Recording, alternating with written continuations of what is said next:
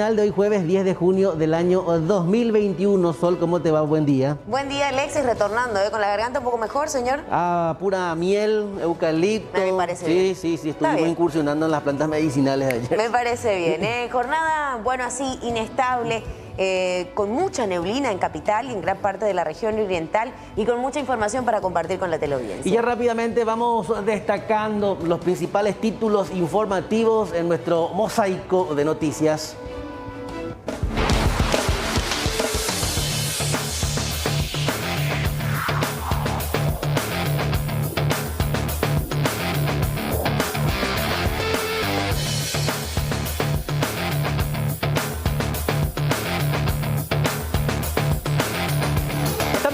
Directo, Hospital Materno Infantil de Trinidad Asunción. A partir de hoy comienzan a aplicarse las dosis de la vacuna Moderna a las embarazadas en los principales maternos infantiles. Así que el llamado desde el Ministerio de Salud Pública y Bienestar Social es que las embarazadas, aquellas que se encuentran en el rango específico, mayores de 18 años, acudan a inmunizarse. En instantes, más detalles.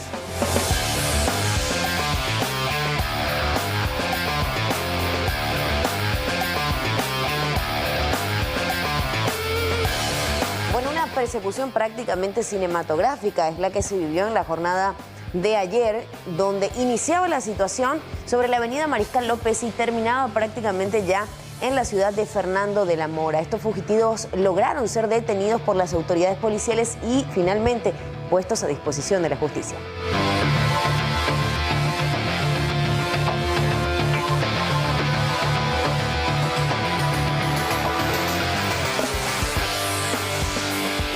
La incertidumbre que genera tener un paciente internado en terapia intensiva o en cualquier otra sala, principalmente en la clínica Ingavi, sus familiares o a sus familiares, se le suma otra condición, el de estar expuestos a la lluvia, porque ustedes ya notarán en imágenes, evidentemente no existen condiciones para que ellos permanezcan albergados cuando se presenta esta condición climática. En instantes les mostramos cómo pasaron la noche los familiares de pacientes en el Ingavi.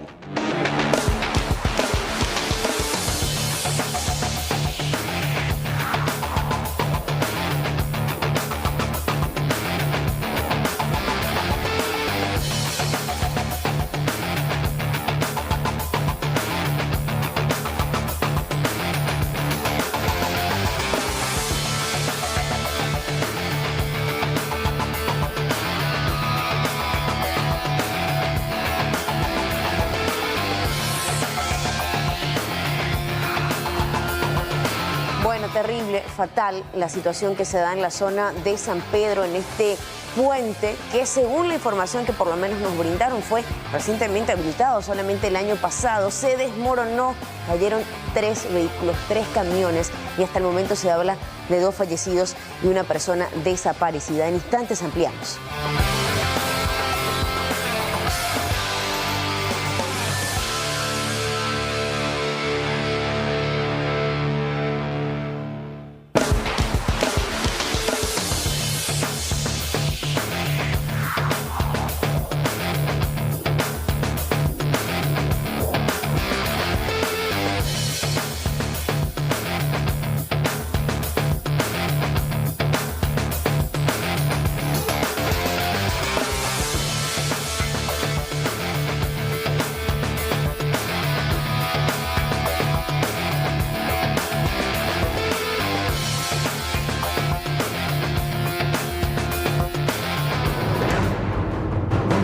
Cuando me apretaron ellos, este es un asalto, me apretaron la pistola por la cabeza, me trajeron acá, me tiraron ahí adentro y cerraron el. Gracias a Dios pude abrir con para abrir con llave de hacia afuera y se puede abrir por dentro también. Y gracias a él me salvé y me escapé de ellos. ¿No tenés hijos grande? Sí. ¿Y qué te dicen? ¿No vayan a trabajar en esto? Y sí, pero como sabemos que no hay trabajo también y tenemos que trabajar para ganar día a día, ¿no? Y esto será. Y hablamos de este otro escándalo que sacude a IMEDIC y específicamente con relación al ingreso de manera irregular de medicamentos de dudoso origen, de fabricación asiática específicamente, y la utilización de documentos no auténticos para los trámites aduaneros. En tal sentido, se presentó acusación contra una de las directivas, nuevamente Patricia Ferreira, y la otra acusada es Nidia Godoy por los delitos específicamente de producción de documentos no auténticos y asociación para la comercialización de medicamentos no autorizados.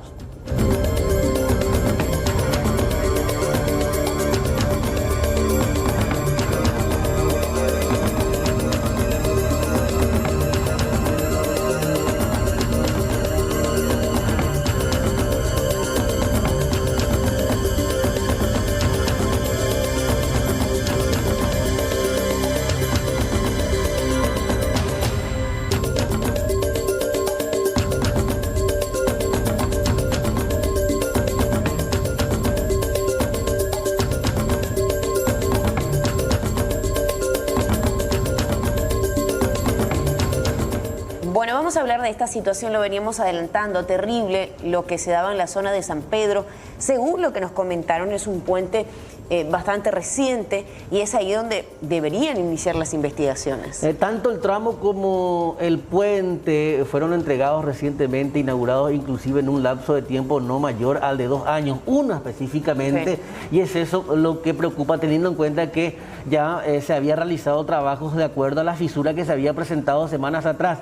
Es decir, nos decía también inclusive Nelson Espínola que o días atrás estaba trabajando en la zona, pero que evidentemente la estructura presentaba visualmente fallas que hacían presumir un colapso, y de hecho ese colapso se produjo y hablamos de personas fallecidas y heridos graves. Terrible hablar de esto. Vamos a escuchar lo que decían más temprano los intervinientes.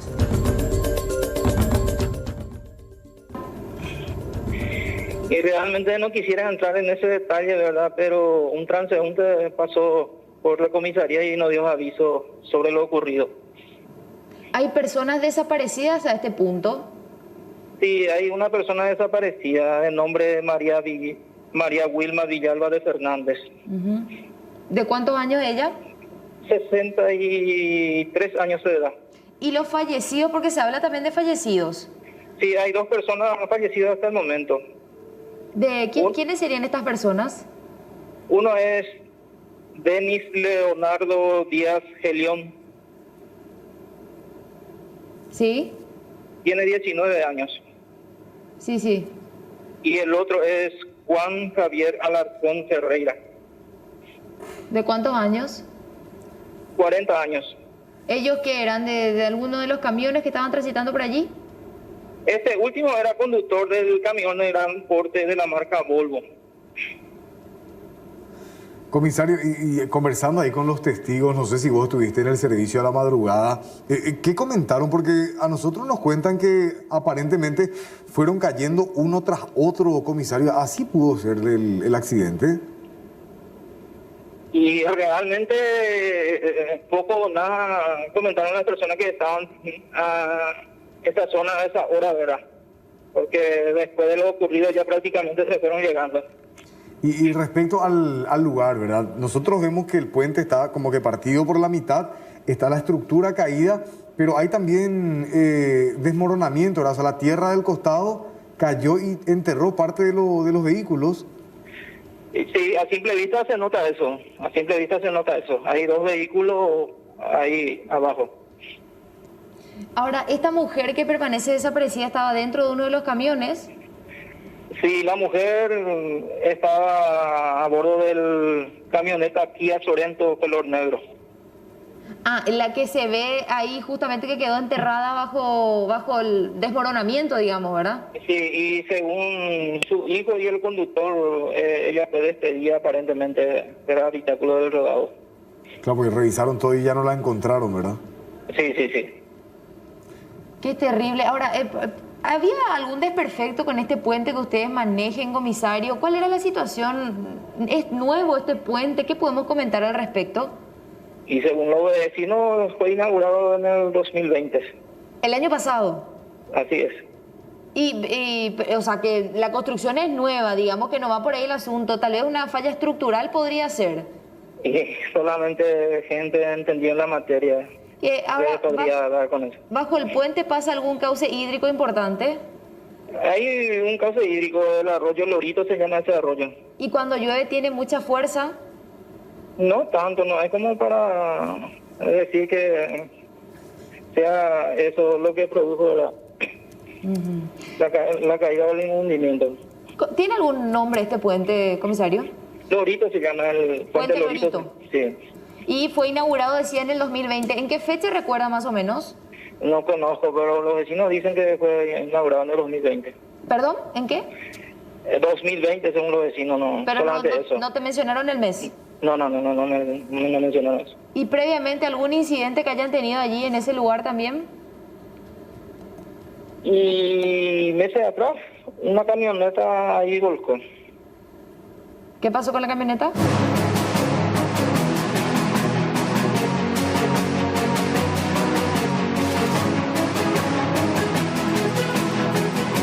Tal como lo adelantábamos, Sol, es jornada en la cual se inicia la inmunización a mujeres embarazadas. Es por eso que vamos con la señal de Emi, quien nos va a comentar detalles. Emi, bienvenida.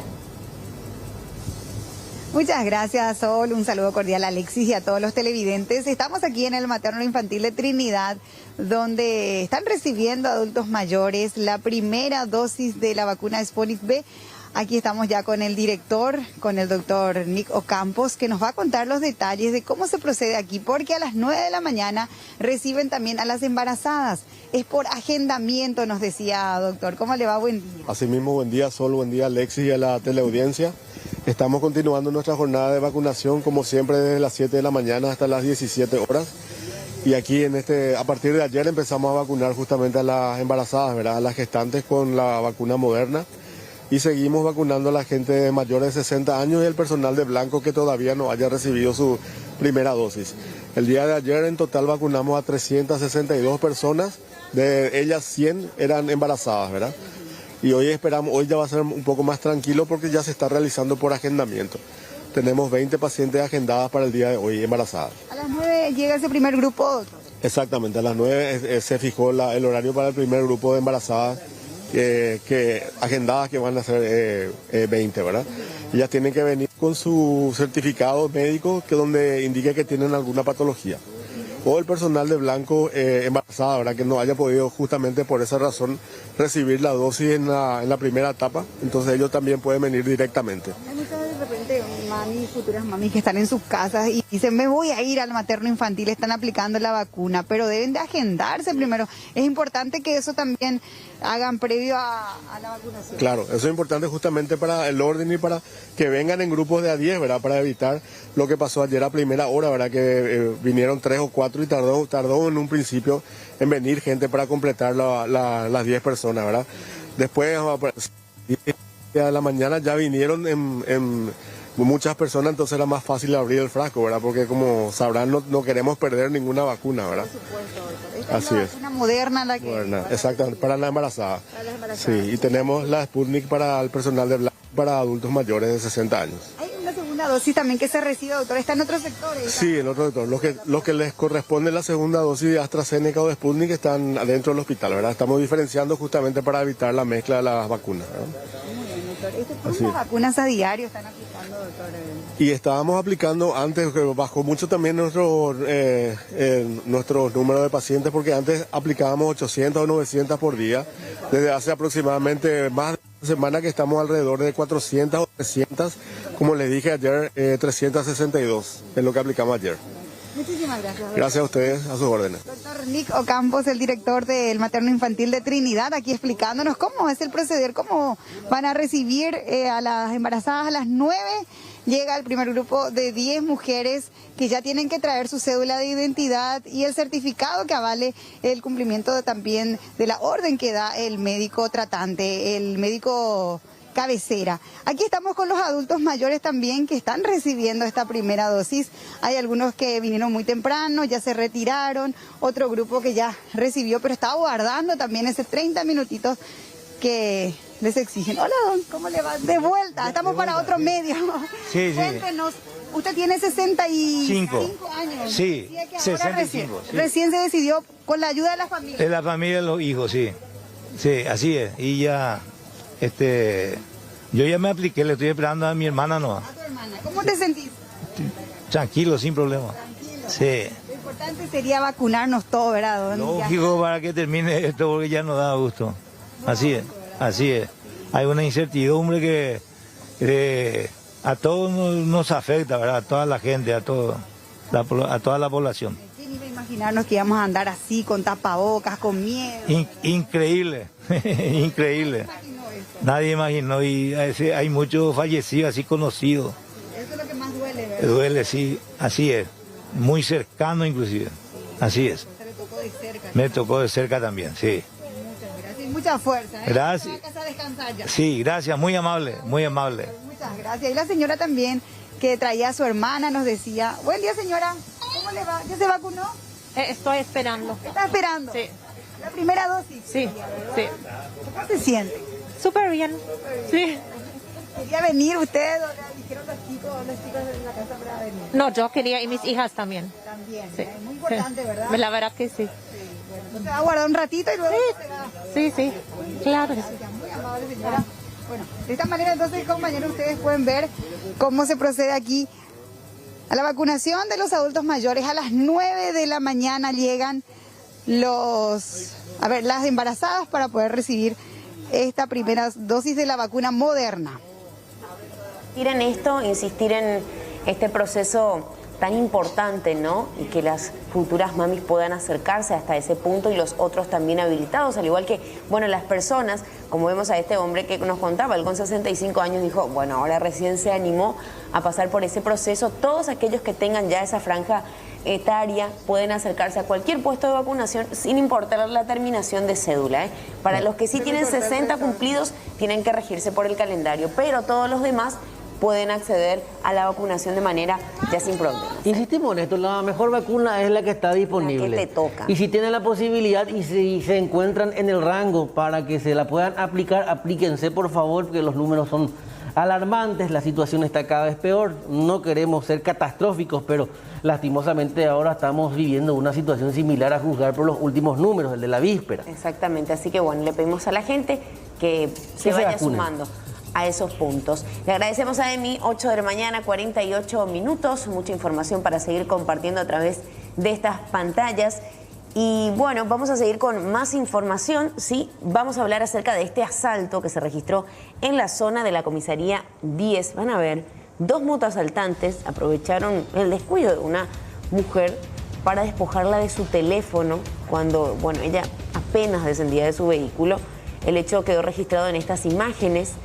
Y pese a que se hicieron rastrillajes siguiendo la señal del celular, el GPS, no se pudo llegar a los autores.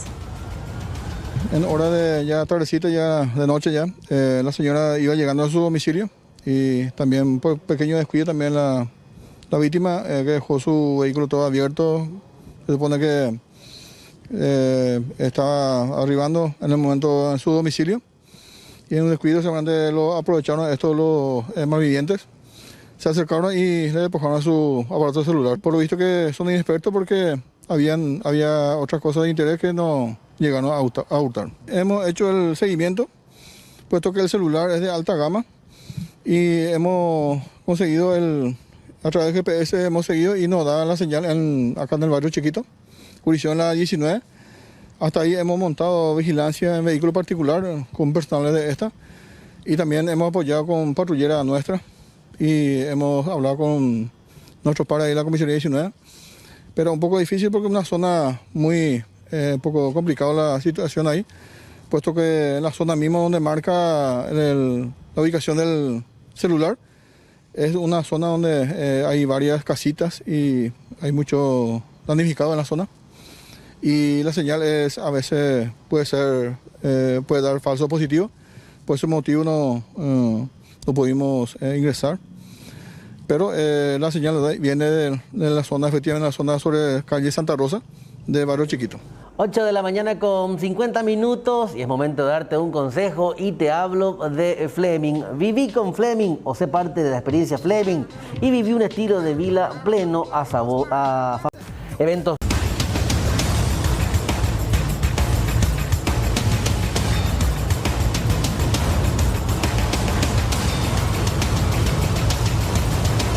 Son tremendas estas imágenes que nos trasladan hasta la zona de Cruce Tacuatí, departamento de San Pedro, un tramo recientemente habilitado. Se habla de que fue a finales del año 2019, a principios del año 2020.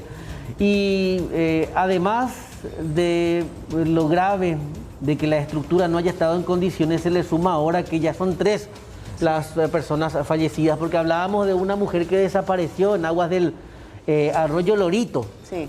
Su cuerpo ya fue hallado, es lo que indica la información de último momento. Sí, insistimos con esto, se confirma el tercer fallecimiento. Lastimosamente, esta mujer que estaba a bordo de uno de estos vehículos involucrados sale despedida del mismo y ese era el momento en cuando empieza de alguna manera el proceso y el trabajo de hallar a los cuerpos y no se encontraba justamente. Ahora ya se confirma este tercer deceso. María Wilma Villalba, una mujer de 63 años, es la mujer que estaba desaparecida y cuyo cuerpo fue hallado recientemente ahí en las inmediaciones del lugar en donde se produjo el colapso. A propósito de colapso, de catástrofe, quiero que repitamos la fotografía anterior, fue compartida por nuestro compañero Rolando Rodi en Twitter. Podemos notar algo, fíjate vos la estructura del puente y se menciona que sobre esa estructura ya vieja es que se termina construyendo este paso sobre el arroyo. Es decir, hablamos no solo de una negligencia criminal, sino de una total falta de responsabilidad, de criminalidad por sobre todo. Pero por supuesto, hablar de esto porque fue habilitado en abril del año pasado. Esta obra, estamos leyendo más informaciones acerca del tema, y justamente los pobladores lo que lamentan es que se estaba reclamando la reparación de esa infraestructura. Se presentaba fisuras. Claro, y el MOPC lo que hizo fue un bacheo, así medio por arriba, medio superficial, fue lo único que hicieron y este es el desenlace. Hasta el momento, por lo menos, no hay ningún comunicado del MOPC, no hay ninguna información que ellos puedan brindar. Nos imaginamos que se va a abrir una investigación. ¿A la empresa constructora? Claro, a la empresa constructora, pero qué lástima hablar de esto o hacer estos controles después de este terrible desenlace. Ahora bien, hablamos de un tramo recientemente habilitado, pero inclusive un error de cálculo, que es lo que se puede argumentar, teniendo en cuenta que es un camino que conduce y une varias ciudades de la zona norte del país. Y por ende se caracteriza por el tránsito de camiones pesados. Sí. Una carga, un camión sojero transporta hasta 35.000 kilos del producto. Soja, hablamos de granos. Hablamos de mucho, claro. Y no solamente de ese tipo de cargas, hay cargas más pesadas. Y no solo un camión, el tránsito, la presión sobre el puente es frecuente. Entonces, ¿qué es lo que pasó ahí? Además de la fisura, cuando en la cabecera de un puente ya se presentan fisuras, eso no se soluciona solo con un bacheo, es decir, ya debe comenzar un análisis más exhaustivo en cuanto a la situación del colapso o no de un puente, la estructura por sobre todo, ya te llama por la atención. Totalmente. Ya te da un síntoma de alarma o de alerta para que puedas analizar el contexto de esa fisura. Y tomar una medida, que es lo que hoy reclaman y señalan por lo menos los usuarios de ese tramo. Lastimosamente, hablamos del fallecimiento de 3 personas, por una parte Juan Javier Alarcón, de 40 años, él había sido derivado hasta el Hospital Regional de Oroqueta, en donde luego, bueno, se confirmaba su fallecimiento terrible. También el conductor del otro vehículo, porque es un camión mediano también el que estuvo involucrado en la situación, fue derivado al Hospital General de Santa Rosa de la Guaragüe, junto con su acompañante Denis Leonardo Díaz, él de tan solo 19 años. Lastimosamente también hablamos de este terrible desenlace. Y María Wilma Villalba, de 63 años, son las víctimas de esta situación. Reiteramos, sí. Hay una imagen que me llama mucho más la atención ahora, si podemos bajar nuevamente, Andrea, poquito, porque hacia la, fíjate vos, en esa parte de la estructura, sí. ahí, si están los 3 soportes que podemos observar. En el del medio. Claro. Es como una corrosión que se puede ver ya ahí. Sí, carcomido. Y eso data de ya, supongo yo, de la estructura anterior. Claro, porque eso decimos, se volvió de alguna manera, entre comillas, a acondicionar esto. Sin embargo, según lo que se presume, ya las investigaciones lo dirán, pero bueno, estamos hablando de este desenlace, no se hicieron los trabajos pertinentes. Me da nomás la impresión de que pareciera ser palitos de dientes que estaban soportando una estructura de... Muy pesada. Muy pesada. Asfalto, concreto. Y en la que justamente circulaban vehículos de estas características. Reiteramos, tercera persona fallecida lastimosamente a causa de este incidente que se registraba ayer alrededor de las 11:30 de la noche.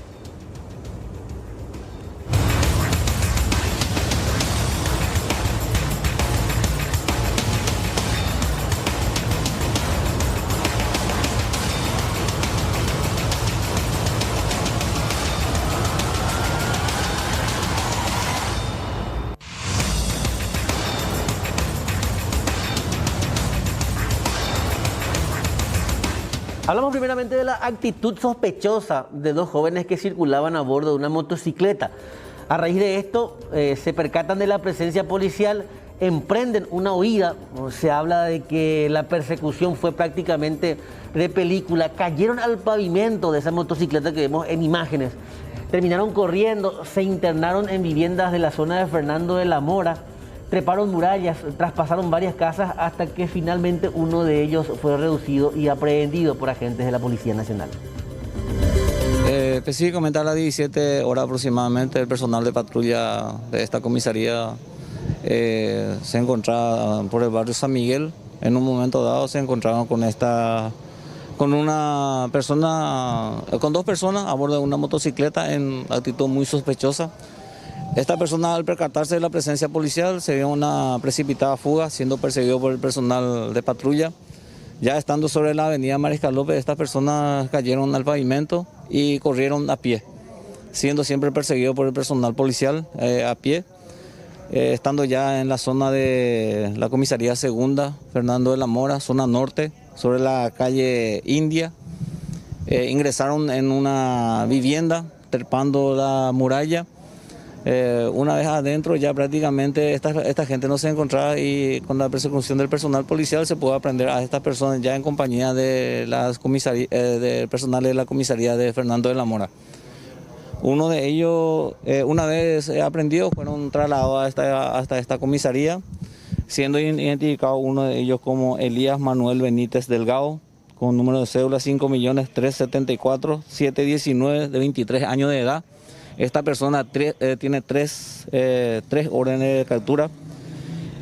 Captura por homicidio doloso del año 2016, captura por tentativa de robo y resistencia, violación de la ley de armas 2014, otra captura por tentativa de robo, resistencia, violación de armas también, año 2014, robo agravado, antecedente, este es antecedente ya compurgado, que es del año 2018.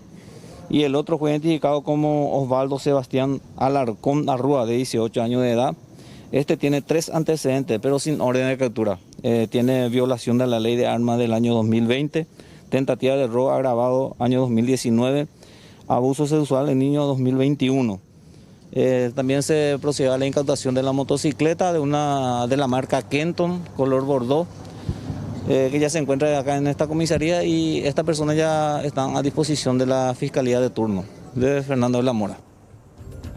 Bueno, vamos a hablar de esta situación que tiene que ver con el oxígeno, la falta o de alguna manera ya la situación que están pasando, se está viviendo en realidad en todos los centros asistenciales del país. El director de Insumos Estratégicos de Salud Pública de Ríos León habló en esta jornada sobre el consumo de oxígeno en hospitales y aseveró que la demanda del insumo se encuentra al máximo todos los días ante el aumento sostenido de pacientes. Desde hace varias semanas que la producción local está sobrepasada en el sentido de que ha llegado al límite.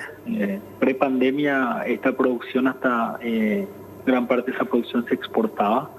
Hoy las plantas de oxígeno productoras son todas privadas y están sobrepasadas en su capacidad de entregar más productos.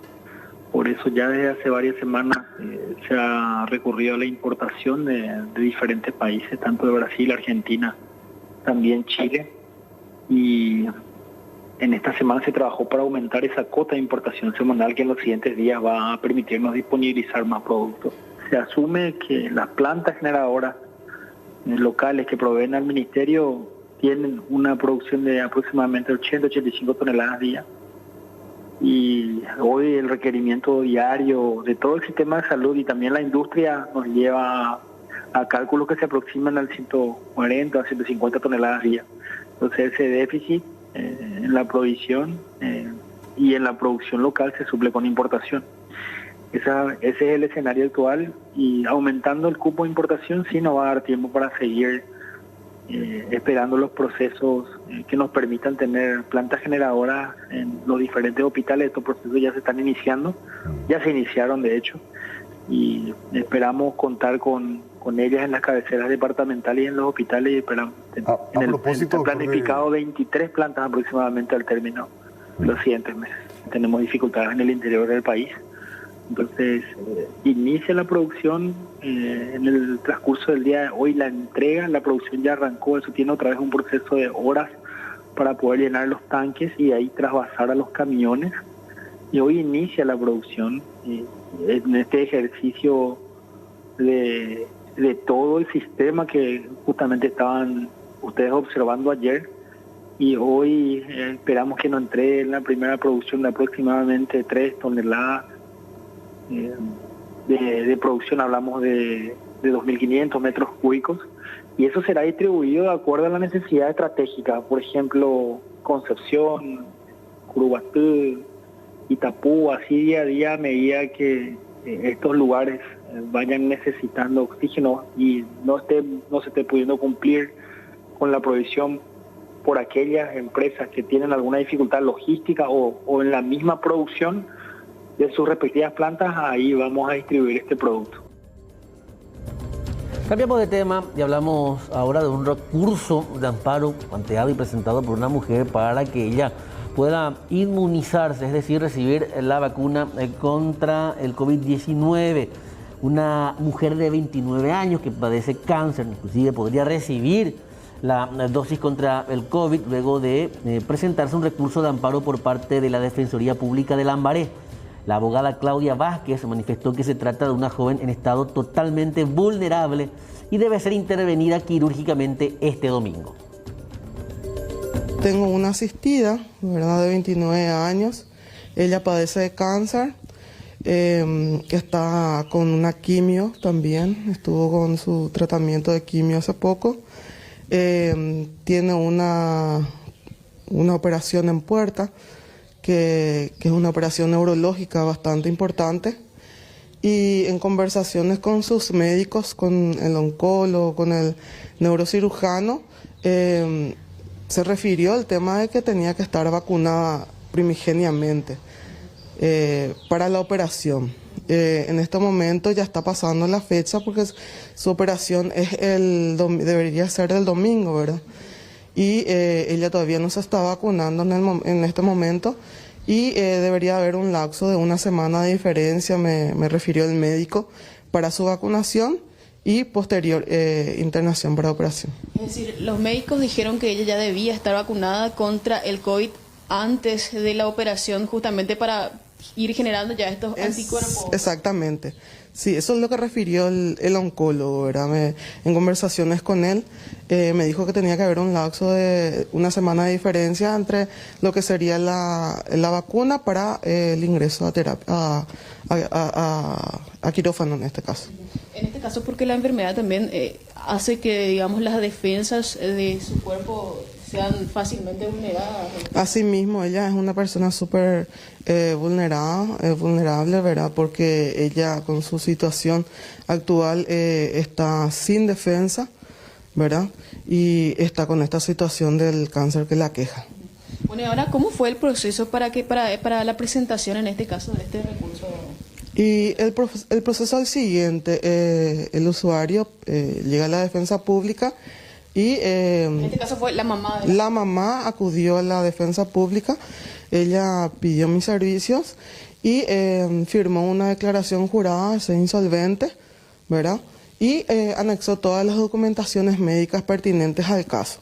Una vez que yo tuve todas esas documentaciones, ahí procedí a preparar mi demanda, ¿verdad?, de amparo, y llevé a presentar a lo que es mesa de entrada de atención permanente, que queda en San Lorenzo después de ahora, ¿no?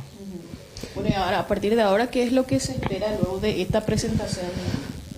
Y yo la verdad que estoy esperando ya una respuesta por parte del ministerio que me dé el ok para que ella pueda ser vacunada y que me informe qué tipo de vacuna se le va a aplicar, ¿verdad? Y en conversaciones con los médicos vamos a ir viendo si ella se va a aplicar primero la vacuna o se va a operar primero y después se le va a aplicar la vacuna, ¿verdad? ¿El recurso debe ser aprobado por un juez? Este recurso de amparo, la medida ya fue resuelta, ya está aprobada por el juez Víctor Fernández, que fue muy oficioso y diligente en su trabajo, por cierto. Entonces ahora lo que se espera es la autorización del Ministerio de Salud. Así mismo es. Voy a estar esperando la autorización del Ministerio de Salud para comunicarle a los médicos y ellos van a decidir si se va a vacunar primero y después va a entrar a cirugía o viceversa.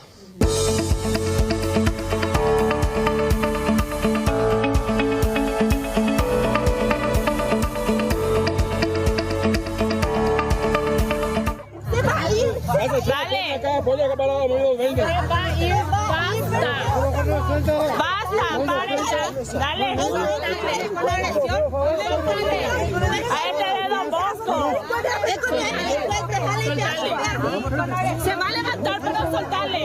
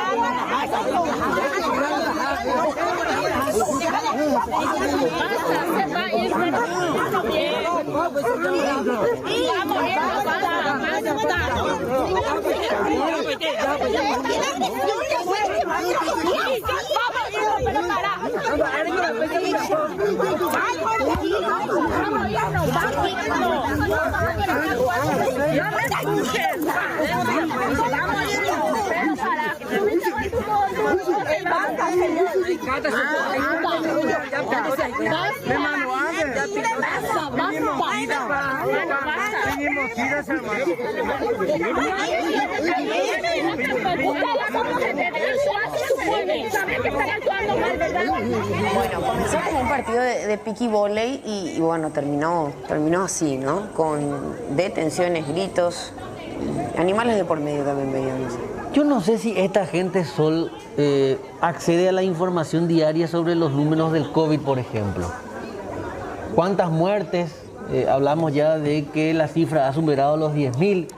10.000 compatriotas que lastimosamente ya partieron a la eternidad a causa de una enfermedad que ahora está prácticamente incontrolable. A nuestro país le faltan vacunas.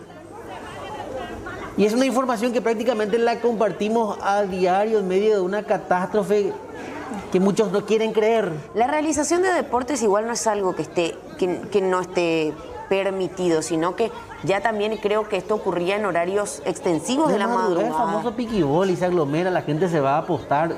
Claro. Chupan como cosacos. Se exponen. Claro, esa es la situación que se daba en este caso en específico.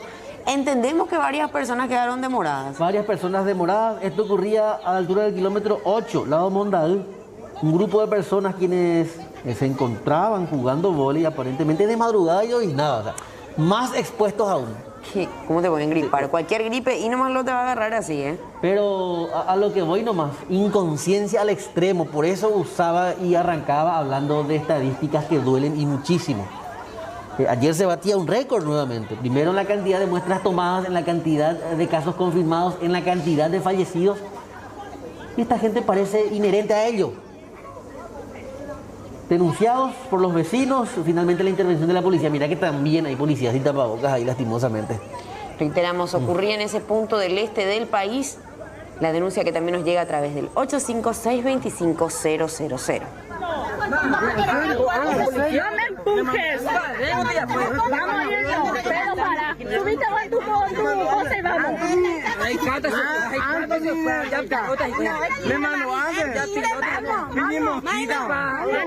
Vinimos tiras, hermano. No te estoy tocando. Bueno, y vos tampoco. Actúa como se debe. Actúa como se debe. Sabes que están actuando mal, ¿verdad?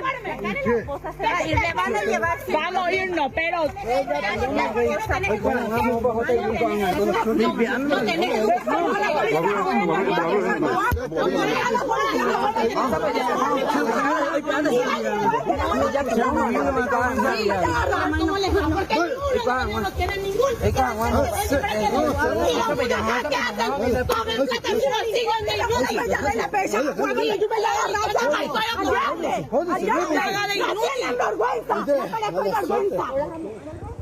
Estos trillizos que llegaron a la ciudad de Caazapá de alguna manera sorprendieron, por supuesto, a todo el personal de Blanco. Hoy, bueno, necesitan ellos ayuda, pañales, leche, ropita, todo lo que sea posible y necesario va a ser bien recibido porque la familia es de escasos recursos. En el Hospital Regional de Caazapá nacieron trillizos, Axel, Alan y Abel. Sus padres son oriundos de General Morínigo, Compañía Patiño. Los gastos por los 3 pequeños más la madre son elevados y como son de escasos recursos apelan a la solidaridad de la ciudadanía. Sí, yo nací trillizo y que los 3 coimba.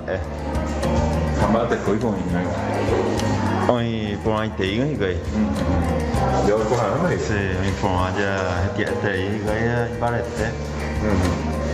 Pero era Abel segundo, a veces el tercero Alan.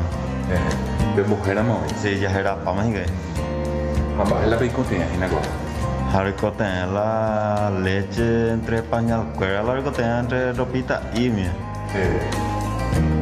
Nieto cuidado, hay que ver con otro en la familia. No andaré con primera vez a Cheo y un. Sí, primera vez 3.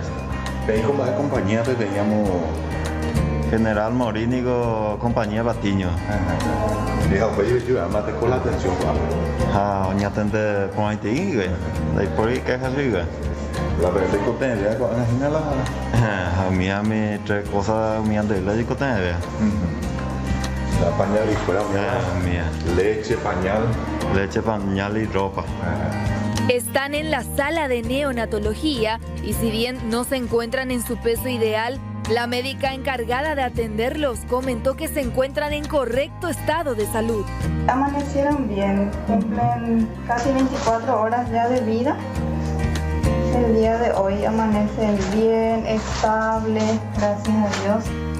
Toman muy bien pipí, aparte toman leche de fórmula también.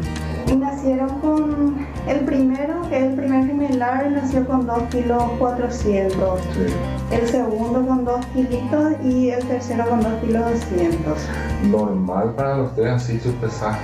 Y no tienen el peso adecuado ahora, pero dentro de todo, buen peso ahora para los trillizos. Estable con la mamá. Para cualquier tipo de ayuda pueden acudir al Hospital Regional de Caazapá o comunicarse con el padre de los pequeños, el señor Elvio Acuña, al 0982 57 31 30.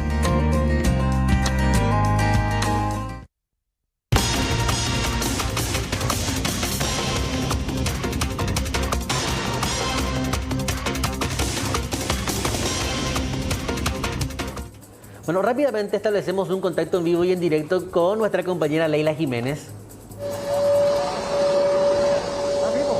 ¿Qué tal, Alexis, Sol? Y bueno, ya estamos en la planta de Acepar donde se está procediendo a la carga del primer camión con oxígeno que va a partir desde este lugar hacia el hospital de aquí de la zona de Chaco y también ya posteriormente hasta el Hospital Niños Pediátricos de Acostañú.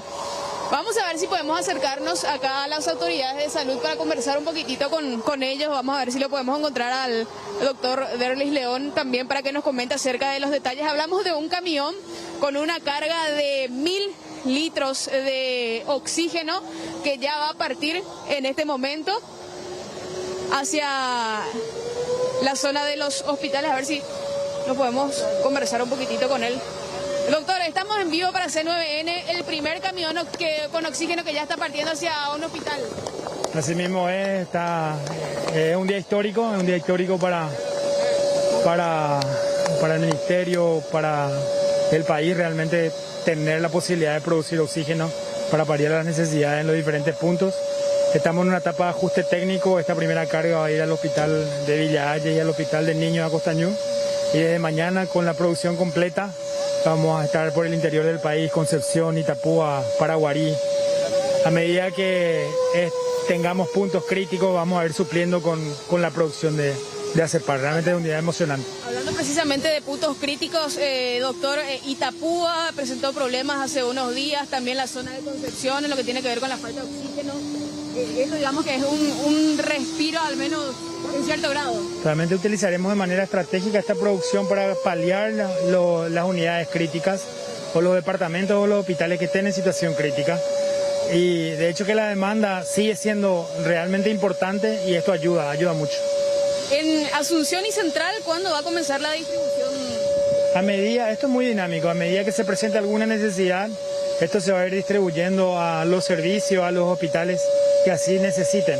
Inicialmente ahora va al hospital de Villa Haya esta primera producción de ajuste técnico. La segunda carga desde mañana vamos a visitar puntos más alejados del país. Es un oxígeno con un 99% de pureza. Gracias a ustedes. Ahí está entonces el doctor Derlis León hablándonos un poquitito acerca de lo que tiene que ver con esta primera carga de oxígeno entonces producida aquí en ACEPAR, un trabajo que llevó más de 2 meses y medio aproximadamente para poner en marcha nuevamente esta producción, en este caso de oxígeno, para iniciar nuevamente los trabajos, teniendo en cuenta que según decían las autoridades, toda la planta estaba parada durante 4 años aproximadamente y bueno, había que iniciar los trabajos de mantenimiento, de cambio de equipamiento, de lo que tiene que ver también con la electricidad, con los transformadores. Es un trabajo también que fue bueno de parte de la ANDE y ya veían ustedes entonces el primer camión con oxígeno y bueno, un oxígeno que nos decía el procurador en una entrevista anterior también, producida a menos 183 grados, entonces es lo que tiene que ver con la producción del oxígeno aquí en la zona de ACEPAR. Y me voy a acercar nuevamente al doctor para seguir conversando con él un poquitito de lo que tiene que ver también con bueno, los insumos para los pacientes, en este caso internados por COVID, porque también hemos recibido varias denuncias en lo que tiene que ver principalmente con lo que se trata de PTO, medicamentos, y teniendo en cuenta de que hablamos también con el director de insumos estratégicos. Vamos a ver si podemos conversar con él en unos momentos también, así disipamos esta duda, porque es lo que tiene que ver Sol y Alexis con una denuncia bastante grave de personas que están queriendo acceder precisamente a este programa de PTO medicamentos, pero la indicación supuestamente es que solamente pueden retirar estos medicamentos de una farmacia específica, y la denuncia es que aparentemente esta farmacia está aplicando sobrecostos a estos medicamentos. Doctor, queremos seguir conversando con usted un ratito nada más para acercar algunas denuncias que nos están llegando también como medio en lo que tiene que ver con el PTO medicamentos, personas que denuncian en la zona del INERAM que solamente pueden retirar estos medicamentos de una farmacia específica, farmacia que estaría triplicando en este caso los costos. Desde el punto de vista administrativo, eso deberíamos de ver ahí con las personas encargadas. DGE se encarga del abastecimiento de los hospitales. Ese aspecto PTO se está trabajando con la DIVEN y con la unidad de gestión. se escapa a nuestro ámbito de competencia. Ahí está, entonces lo que menciona el doctor también respecto a esta denuncia, pero vamos a seguir escuchando lo que menciona también. ¿Perdón? ¿Cómo sería la distribución por parte del Ministerio de Salud del oxígeno para Asunción y hablando de los hospitales de Central y Asunción? Que a medida que tengamos puntos críticos, esta producción va a ir abasteciendo estos hospitales, estos servicios, ¿sí? Hoy, ¿cómo estamos a nivel con oxígeno en los hospitales, doctor? Estamos exigidos en muchas regiones del país. Realmente estamos llegando justos. Esto suma de manera importante aproximadamente más del 10% de las necesidades actuales. Y ese 10% significa poder llegar a diferentes hospitales. ¿Qué tanto va a descomprimir esto, doctor? Hablamos de un 10% de la producción total, pero independientemente a la cantidad, es el momento en que necesita un hospital para estar oportunamente ahí. La prioridad en hoja de ruta será el interior del país. A medida que se vayan presentando las necesidades, puede ser interior, que inicialmente es, también podemos tener alguna necesidad en capital y central y se va a ir cubriendo de acuerdo a las necesidades que vayamos reportando cada 24 horas. Inicialmente, la meta es llegar a 5.000 a 6.000 metros cúbicos de producción de planta una vez que los ajustes técnicos también vayan culminando. ¿Por hora cuánto está produciendo esta planta? 200 metros cúbicos hora es el ritmo de las primeras 12 horas de producción, así que realmente es un gran avance, una gran alegría.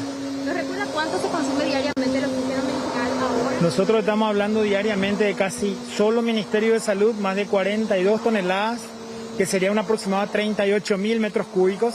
Todo el sistema de salud privado de IPS consume alrededor de 80 toneladas día. Pero por ahora se está cumpliendo con eso. Efectivamente sí, y estamos trabajando justamente, aunque lleguemos muy justos, a que no falte producto en ningún hospital o en algún servicio que requiera. Para Guarí, Lambaré están faltando, están con esa preocupación. Es importante hablar de falta o de niveles críticos.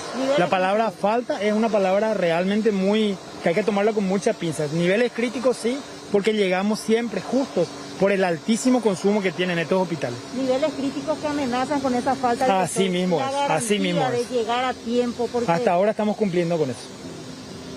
Doctor, ¿qué momento es más crítico para usted? ¿Entre los fines de semana? Porque son los fines de semana que hay más denuncias de que faltaría el oxígeno en los hospitales distritales. Todos los días es un día crítico hoy.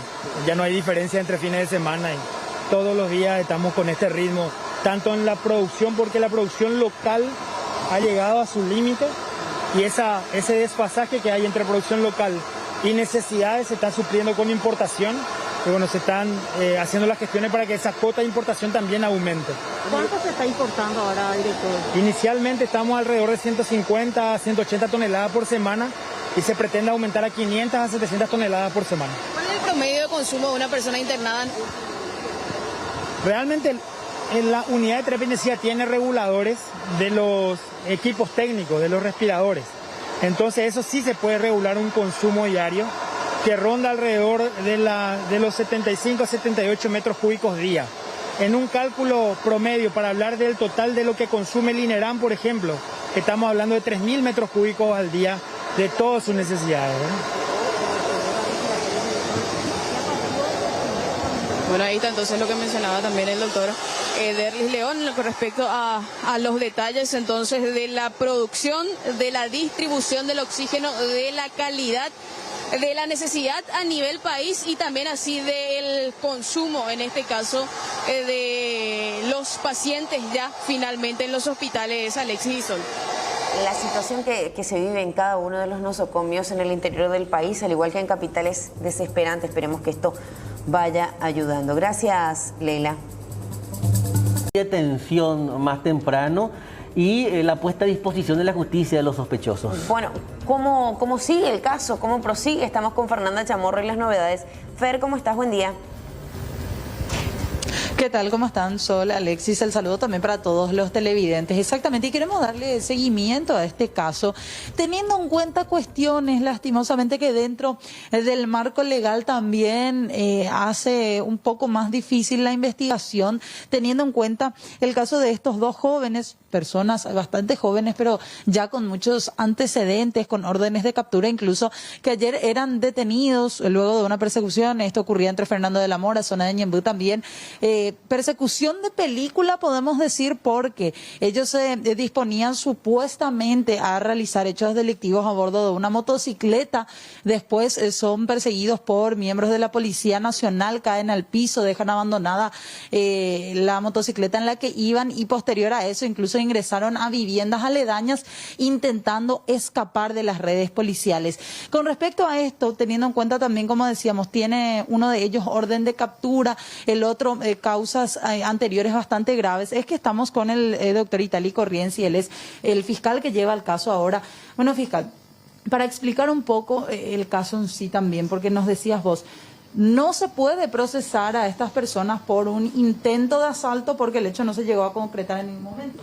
Es que sí, muy buen día. No es que solamente no se llegó a concretar, sino que se supone que estaban en una etapa preparatoria o no sabemos si es cierto o no. Entonces, la tentativa inacabada, si se desiste, no tiene pena, ni siquiera estamos en una tentativa inacabada, o sea, estaban en actos preparativos tal vez, pero la ley penal no contempla ninguna sanción por un acto preparativo, que también es muy difícil de demostrar la conciencia de ellos en el momento del hecho.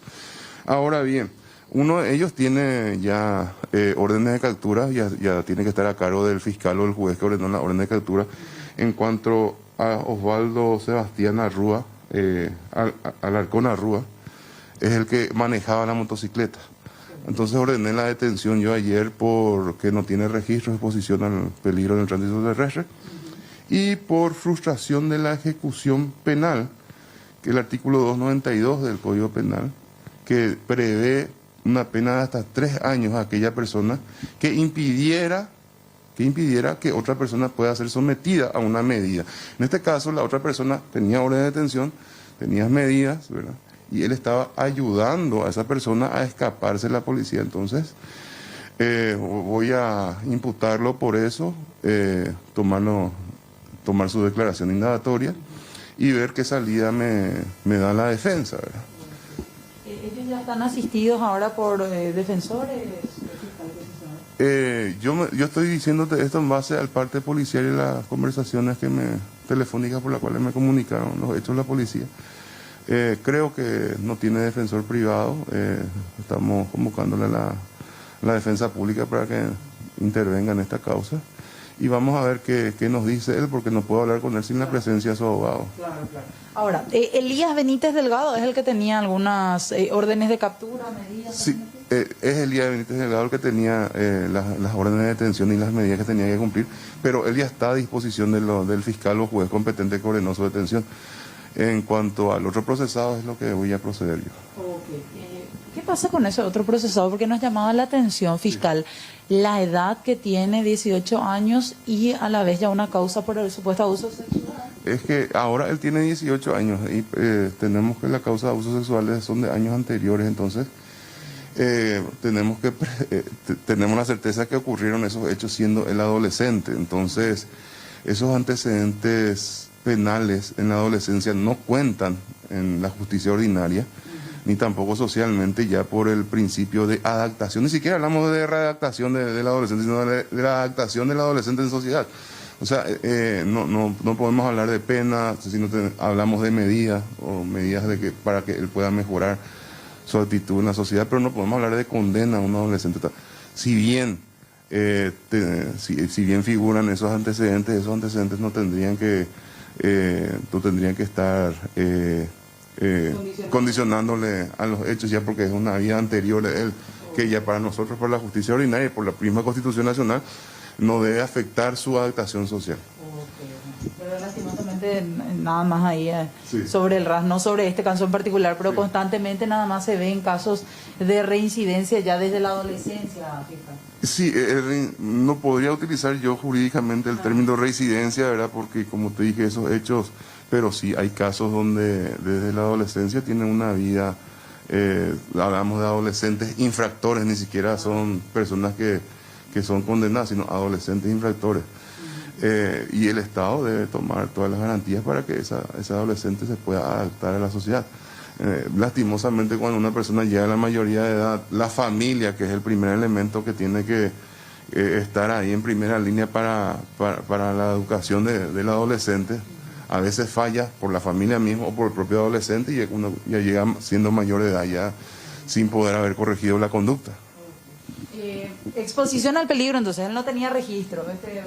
Sí, no, para el conductor de la motocicleta, exposición al peligro al tránsito terrestre y frustración de la persecución y ejecución penal. En este caso, de la persecución penal, ¿verdad? Porque tratar de evitar de que la otra persona que sí tenía antecedentes cumpla con su medida. O sea, él ayudó a escaparse de la autoridad. Ese es el supuesto por lo menos que se tienen aparentemente, porque según la policía, este joven era el que iba manejando la moto. Así mismo, entonces es nuestra hipótesis inicial, ¿verdad? Por la cual vamos a abrir la investigación y vamos a ver qué nos dice cuando su defensa. Sí, Sol, te escucho. Consulta, simplemente no sé si ya lo mencionaron, con respecto al vehículo utilizado, este biciclo, ¿ya se comprobó que pertenece a uno de los dos o podría ser robado? Todavía no se concluyó, fiscal, si es que esta motocicleta que fue encontrada en poder de ellos les pertenece a uno de los dos o si fue robado. No, todavía no se concluyó eso. Voy a pedir más informe en cuanto a la motocicleta. La fiscalía va a entregar a su dueño esa motocicleta, ¿verdad? Y vamos a ver qué informes más nos trae la policía. Ya creo que tengo entendido que ya está el detenido ahí y vamos a seguir con esas averiguaciones. La comisaría 53 es la que finalmente detuvo a estos dos jóvenes. Un tecnicismo nomás, como decía recién el fiscal, y para entender un poco mejor e ir cerrando. Se habla de que no se puede comprobar la intención de los mismos en perpetrar un atraco o un asalto. Sin embargo, no está configurada la tentativa. Tampoco eso se puede comprobar. En base al testimonio de testigos de la propia policía. Sí, con los testigos, testimonios que hayan sido recabados, por ejemplo, de vecinos que estaban en la zona, tampoco se puede llegar a comprobar, o con el testimonio de la policía como tal, no se puede llegar a comprobar esta tentativa, por lo menos, de asaltos o de hechos punibles. Miren, estamos en una etapa recién inicial de esto, ¿verdad? La policía ayer me dijo que estaban haciendo todas las averiguaciones y también esperando que algún vecino o alguna persona haya sido víctima de ellos, ¿verdad? Como digo, nosotros podemos presumir, pero ligeramente, no tenemos una presunción cierta, ¿verdad? Pero, no obstante, voy a solicitar también a la policía que continúe con la investigación en los vecinos aledaños, porque hay filmaciones inclusive, y también voy a utilizar las filmaciones de sus medios ayer en la tarde, ¿verdad? Para que me ayuden más a esclarecer este hecho, ¿verdad? Pero mientras tanto yo abro la investigación por un hecho punible contra la Administración de Justicia, ¿verdad? Esos dos hechos punibles, ¿cuánta es la expectativa de pena que tienen? Bueno, y por no tener registro sabemos bien que puede llegar inclusive a una pena de 3 a 5 años, ¿verdad? Pero la frustración en sí es una pena máxima de 3 años. 3 años, sí. Okay. Bueno, teniendo en cuenta nada más estas penas de años, claro, de delitos con penas bastante bajas, entonces se podría llegar a dar incluso después, ya hablando en un ámbito ya de competencia de un juzgado, que se les dé arresto domiciliario. Pero como decía el fiscal, también muy importante, porque ayer nos asustaba cuando hablábamos de un joven de tan solo 18 años con un antecedente por abuso sexual que se había dado. Entonces esto ya no entra a correr también, ya no se tiene en cuenta en este tipo de investigaciones, porque eso ocurrió aparentemente cuando este hombre era aún menor de edad. Gracias, Fer. Bueno, aclaraciones al respecto a este caso en particular. Estamos en contacto contigo en cualquier momento. Excelente, hasta luego. Cetrapan garantiza circulación. Buen día a la audiencia. Fiscal, estamos siguiendo este caso, esta caída del puente, 3 fallecidos hasta el momento. ¿Cuáles son los datos que se tienen? Efectivamente, en cuestión de tiempo recibimos la última información en lo que concierne a la desaparecida, que ya se halla dentro del cuadro de las víctimas fatales también del percance que aconteció anoche. ¿El cuerpo fue hallado ahí o en las inmediaciones? ¿Fue arrastrado unos metros? Justamente de esa situación ya no tenemos nosotros un conocimiento acabado, en el sentido de que nosotros anoche hemos concurrido al lugar y tuvimos otro percance donde teníamos que haber comparecido también. Entonces, y esta mañana cumpliendo con otras diligencias ya no pudimos, pero sí ordenamos que la misma sea trasladada hasta la morgue para el estudio correspondiente del cuerpo para determinar la causa de muerte y proseguir con los trabajos correspondientes. Sabemos que es muy reciente, fiscal, las investigaciones inician, pero ¿qué mencionaron acerca del estado del puente en los últimos meses? Ya los que son del sitio y los usuarios del tramo, ¿llegó a escuchar ya algo al respecto, fiscal? Porque es una obra y justamente en el transcurso del tiempo seguramente vamos a solicitar todos los informes correspondientes, ¿verdad? Pero ya se le mencionó cuál es la empresa constructora, la responsable directo.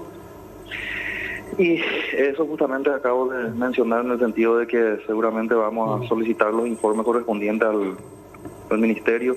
Ahora estamos a inicio de la investigación y con el correr de las horas vamos a solicitar los informes que correspondan. Hasta el momento, ¿alguien representante del MPC se puso en contacto con la Fiscalía? ¿Está siguiendo esto? Hoy por hoy, no. Ahora, a esta hora. Ninguno todavía.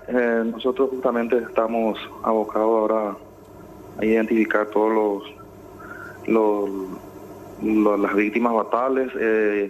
Aparte de eso, convocamos a la gente de la Dirección de Criminalística de la Policía Nacional a fin de que puedan determinar en qué circunstancias aconteció los hechos.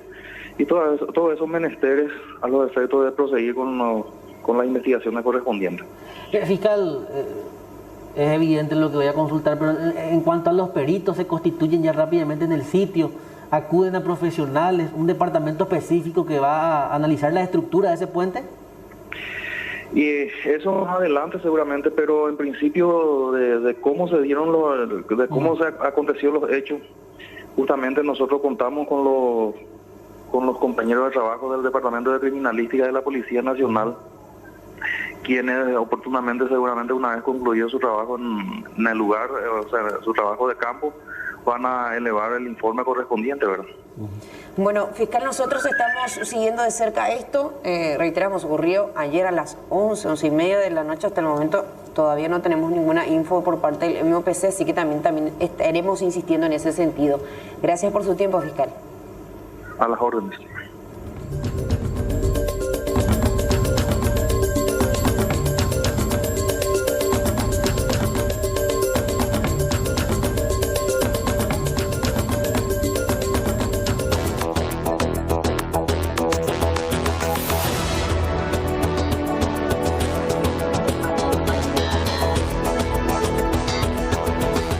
Bueno, hablamos de los Estados Unidos y la medida que se siguen adoptando a esta altura en cuanto a la vacunación. Joe Biden partió rumbo al Reino Unido para fortalecer las relaciones con la Unión Europea. Previo a emprender el viaje, declaró que el gigante del norte tiene prevista la compra de 500 millones de vacunas Pfizer contra el COVID-19. Esto como parte de un plan global de vacunación del cual por ahora no se manejan más detalles.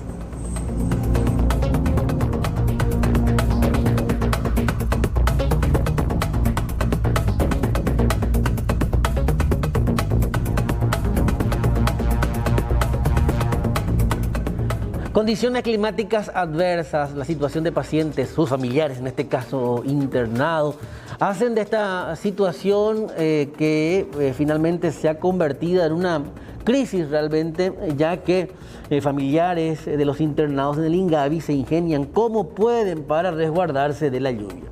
Algunos tienen la fortuna de contar con vehículos en donde pueden descansar, pero son muchos los que quedan a la intemperie bajo improvisadas carpas, expuestas estas personas al frío y por sobre todo a la lluvia. ¿Cómo amaneció? Bien, gracias. ¿Usted amaneció aquí, señora, o descansó? No, mi hermano lo que amaneció, yo ya vine después. Se turnan ustedes. Sí. ¿Quién se fue a descansar un rato? Sí. Es complicado, ¿verdad? Complicado. Pero gracias a Dios están atendidos. ¿Tu hermano estuvo anoche acompañando a tu familia? Sí, mi mamá y mi papá. Ambos están. Sí. ¿El estado de salud cómo avanza? Y están estables, están mejorando día a día. Desde el lunes que estamos, pero están bien, nos dicen los doctores. Sí. Bueno, y por la lluvia, tu hermano me imagino que pasó también. Sí, estaba ahí en el albergue, creo que él se fue. Sí, ahí se fue, sí. Así para descansar un ratito, por lo menos la silla, las butacas, esas. Sí, sirven. ¿Usted descansó acá? También, sí. Acá nomás. ¿No tienen algún lugar para ir a dormir? No. Acá únicamente. ¿Tu mamá, tu papá, quién está acá? Mi papá. Mi papá. Hay que estar atentos también al llamado, ¿verdad? Para cualquier cosa. ¿Alimentos? ¿En cuántos alimentos cuentan acá para desayunar? Sí, hay allá enfrente para comprar. ¿Se compra todo? Sí, se compra todo. Todo. Solamente a los que están adentro internados, a ellos les salen. En cuanto a la pensión, venían reclamando mucho los familiares, el aviso tardaba mucho. ¿Ahora cómo está? Sí, y prácticamente no salen. Tenés que ver la posibilidad de entrar y preguntar. Arriesgarte un poco. Sí. Y no te dejan luego casi entrar ahí, el guardia luego también. Y hay que buscar la forma para ver. ¿Alguna vocera ustedes tienen aquí para poder hablar acerca de esas nuevas disposiciones o esos pedidos que ustedes hacen como familiares con los médicos? No, la verdad que nosotros ahora mismo estamos conformes porque toda la medicación que necesitamos se está yendo, o sea, nos está proveyendo IPS, ¿verdad? Somos asegurados y de momento no estamos teniendo inconvenientes. Porque justamente presentaron familiares un pedido expreso con respecto al tema de que no están atendiendo aparentemente bien a los pacientes, que falta un poco de higiene. ¿Qué saben de eso? Bueno, la verdad, como te dije, nosotros por lo menos particularmente no tenemos queja. Sí, de repente lo que para el entorno donde estamos los familiares, lo que es muy triste. Estábamos acá, como ven, a la intemperie, a partir de cierta hora ya no puedes estar debajo del techo y si llueve tenés que verte. Entonces, esa parte lo que sí de repente es un poco triste que estamos viviendo, claro, pero tienen que montar carpitas. Sí, estábamos analizando ya la posibilidad de venir a armar un camping también nosotros, pero no debería de ser así. Pero de momento con nuestro paciente particularmente se está haciendo lo que se puede y sabemos el trabajo que están haciendo los médicos también para ayudar. 20 grados, jornada húmeda, llovizna y neblina caracterizan a este jueves de TVT. Jornada de vacunación, sí. Importante hacer la aclaración de que existen puntos vacunatorios en donde no se inmuniza a las embarazadas. Para eso claro, principalmente se genera esto en los maternos infantiles. Claro, se insiste en eso para evitar de alguna manera ese trámite de irte hasta el punto de que finalmente no se pueda dar la inoculación. Uno de los puntos que, por ejemplo, no cuenta con las dosis de Moderna es el punto que está ubicado sobre la costanera de Asunción y vamos aclarando, este está habilitado para personas con 60 años cumplidos para arriba. Pueden acercarse sin problema. Ahora, lo agradable de esta imagen es notar que mucha gente está acudiendo a los vacunatorios y aquí se aplica específicamente la AstraZeneca. Exactamente. Estábamos, de hecho, más temprano con los compañeros ahí captando estas imágenes y está bien. Por más que la concurrencia no sea tan elevada, por lo menos vemos un par de vehículos a comparación de días anteriores en donde incluso no había nadie. Reiteramos, 60 años con terminación de cédula pertinente a la fecha, que cuál sería, si me pueden confirmar acá en producción en el día de hoy, día jueves, y aquellos... Las personas que son inmunizadas, el rango. Claro, aquellos que tengan más edad, a partir de 62, 63 años, pueden ir sin problemas, sin preocuparse con respecto a la terminación de la cédula. Y también a la fotito, ya me vacuné. Qué ganas que todos podamos decir eso. Ya en algún momento. Sí, pronto. Agilidad le pedimos a nuestras autoridades con respecto a esto. Compartimos las notas.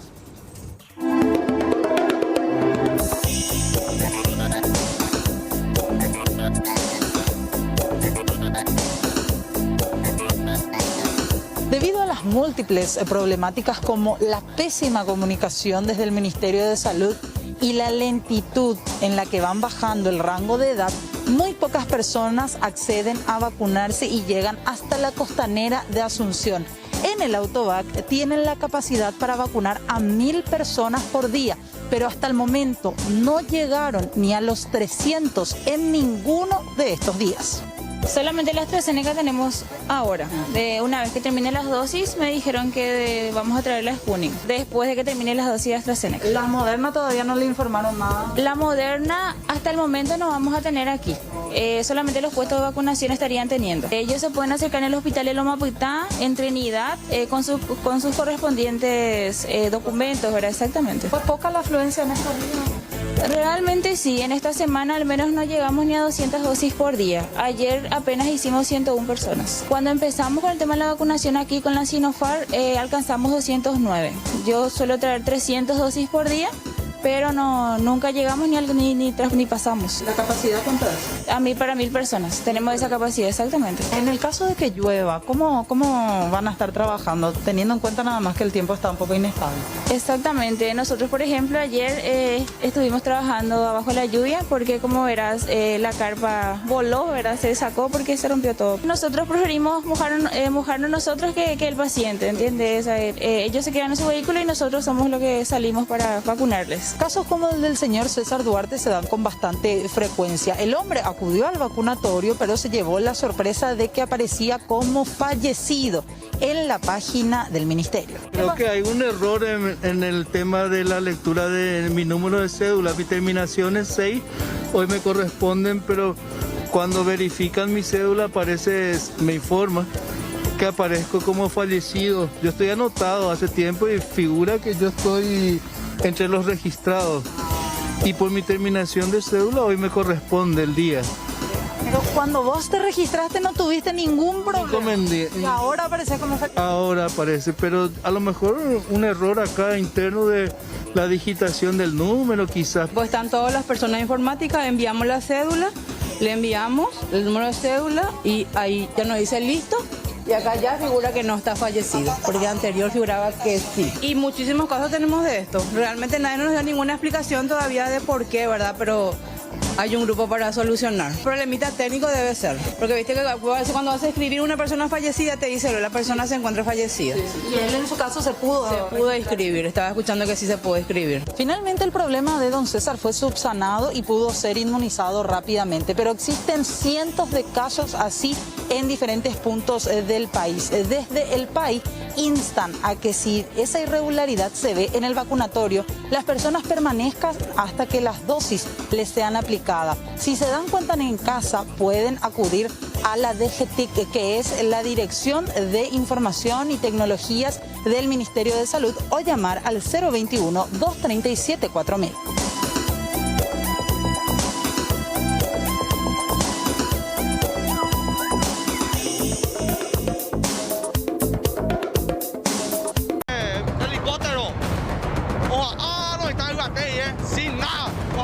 Están realizando disparos desde el aire a través de un helicóptero de la Policía Nacional.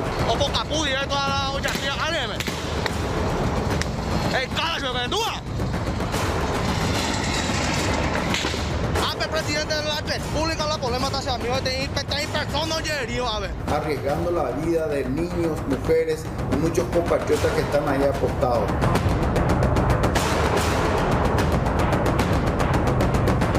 Hablamos de un conflicto de tierras en una propiedad de 1.700 hectáreas. Sin nada, porque un helicóptero va a los campesinos. Fusil, hasta ahí,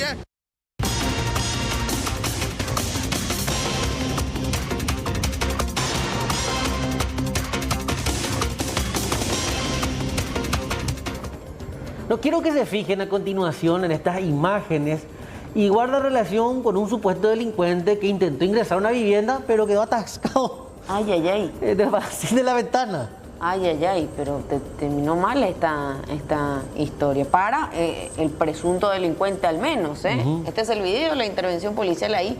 Y bueno, le estamos dando seguimiento justamente a este caso. Mariano, vamos contigo, buen día.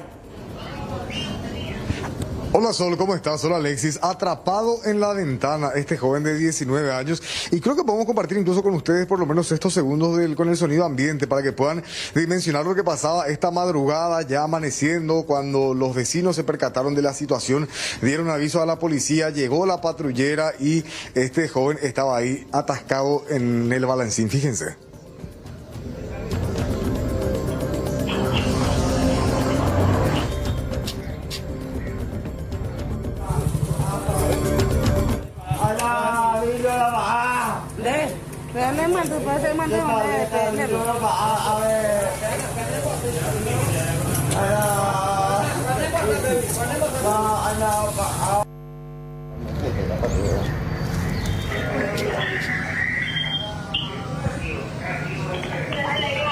Bien, estamos justamente aquí en la comisaría 20 central de J. Augusto Saldívar con el comisario principal Raúl Cardoso para conocer los detalles, comisario, de esta situación muy particular que se tenía. ¿Dónde fue? Sí, antes que nada, muy buenos días a la audiencia de C099.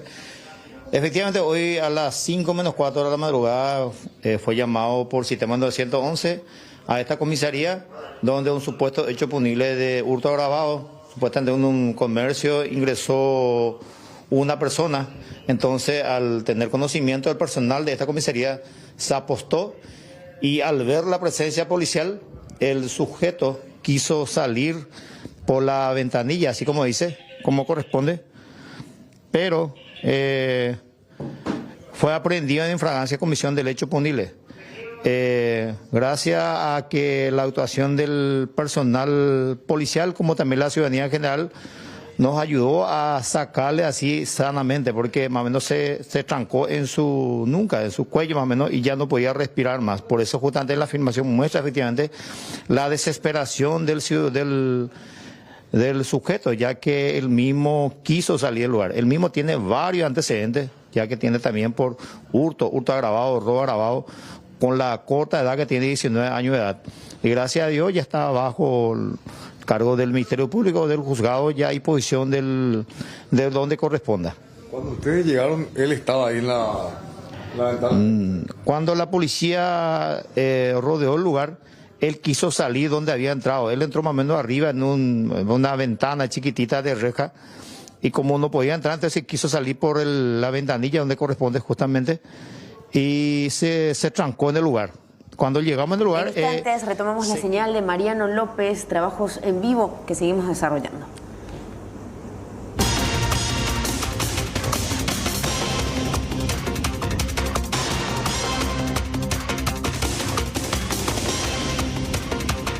Vamos rápidamente a la conferencia de prensa, obras públicas, tema caída del puente. Un poquito más de detalle más adelante. Esta mañana, bien temprano, el ministro firmó la resolución número 1147, por la cual se dispone la auditoría técnica del puente de hormigón construido en el trayecto Cruce-Tacuatí al distrito de Tacuatí, el departamento de San Pedro, el cual la compañera Sonia Fariña les va a enviar ahora al grupo de medios. Desde tempranas horas también nuestros compañeros están en la zona, la caminera también haciendo su trabajo, asistiendo a los usuarios. También máquinas pesadas que están en camino para brindar una mejor atención. Y me permito ceder la palabra al ingeniero. Tienen ustedes también su micrófono ahí para ordenar un poquito las consultas. Muy buenos días a todos. Realmente muy consternado por esta situación que se dio en el colapso de un puente de hormigón en una vía pavimentada, y con ello también personas fallecidas que nos congoja, ¿verdad? Realmente. Nosotros tuvimos ya intervención o conocimiento de esta situación de que el puente estaba sufriendo algunos deterioros en la parte estructural. Hicimos ya nosotros un informe técnico, se estaba ahí en la zona, el personal es nuestro, hace 15 días estaban ya por ahí por la zona, verificando justamente la fundación de ese puente. Seguimos con eso, y hoy también con esta situación que se nos da, estamos trabajando ya en la parte de los desvíos, señalizaciones, a fin de que en el menor tiempo también posible podamos garantizar el tráfico de acceso al distrito de Tacuatí.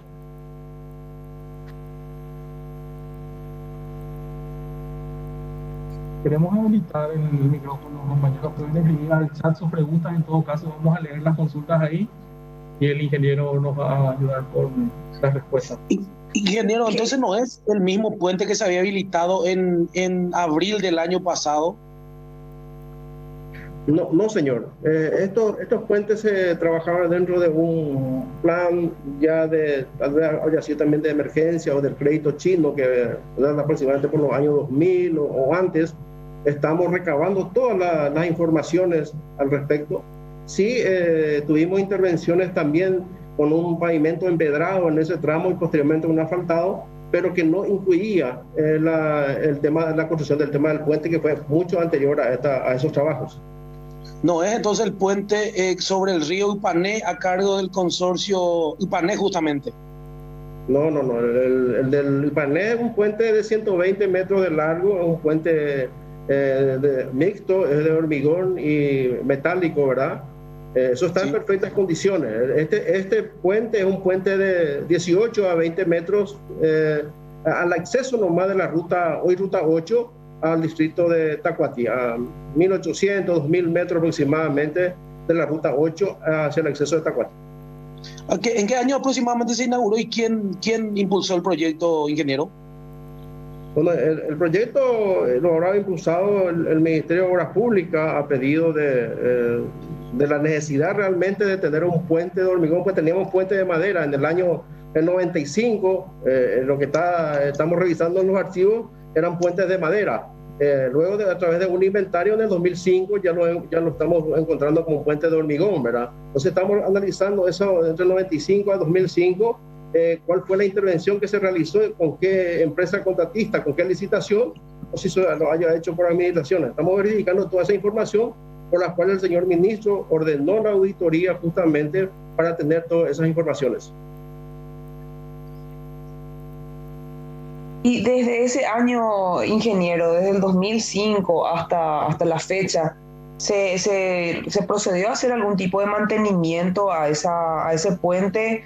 ¿O a lo largo de los años no se pudo tampoco verificar en qué situación o en qué condiciones se encontraba?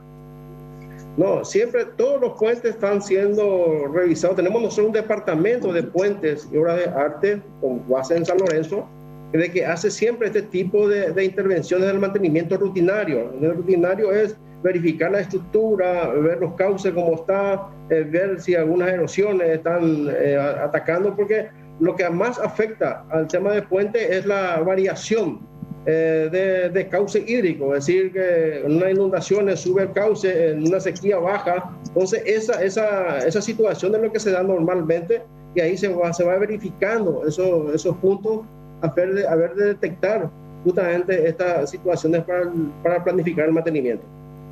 ¿Y cuándo fue la última vez que se hizo el mantenimiento a ese puente en particular? Como ya le dije al principio, nosotros 15 a 20 días atrás estábamos ya en la zona verificando y viendo exactamente qué mantenimiento teníamos que realizar al detectar justamente una erosión importante en una de las cabeceras del puente, que no es la que colapsó, es una cabecera que estaba todavía sin intervención de mantenimiento.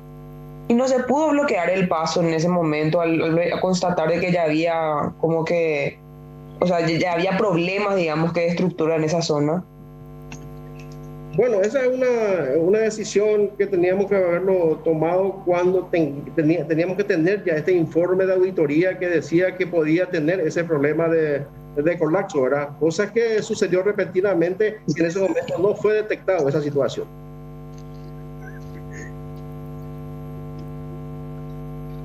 ¿Qué trabajo específicamente se estaban realizando en esa zona? Los trabajos es una verificación técnica que se estaba haciendo en las cabeceras de los puentes al detectarse unas erosiones. Las erosiones son una fuga de materiales de la cabecera en la cual quedaban al descubierto los pilotes, la base o la fundación del puente. Entonces se estaban acumulando materiales como piedra bruta, arena y otras cosas como para hacer un cementado de fortalecer para contener esa erosión. O sea, entre los pilotes construir un muro de piedra para contener esa erosión.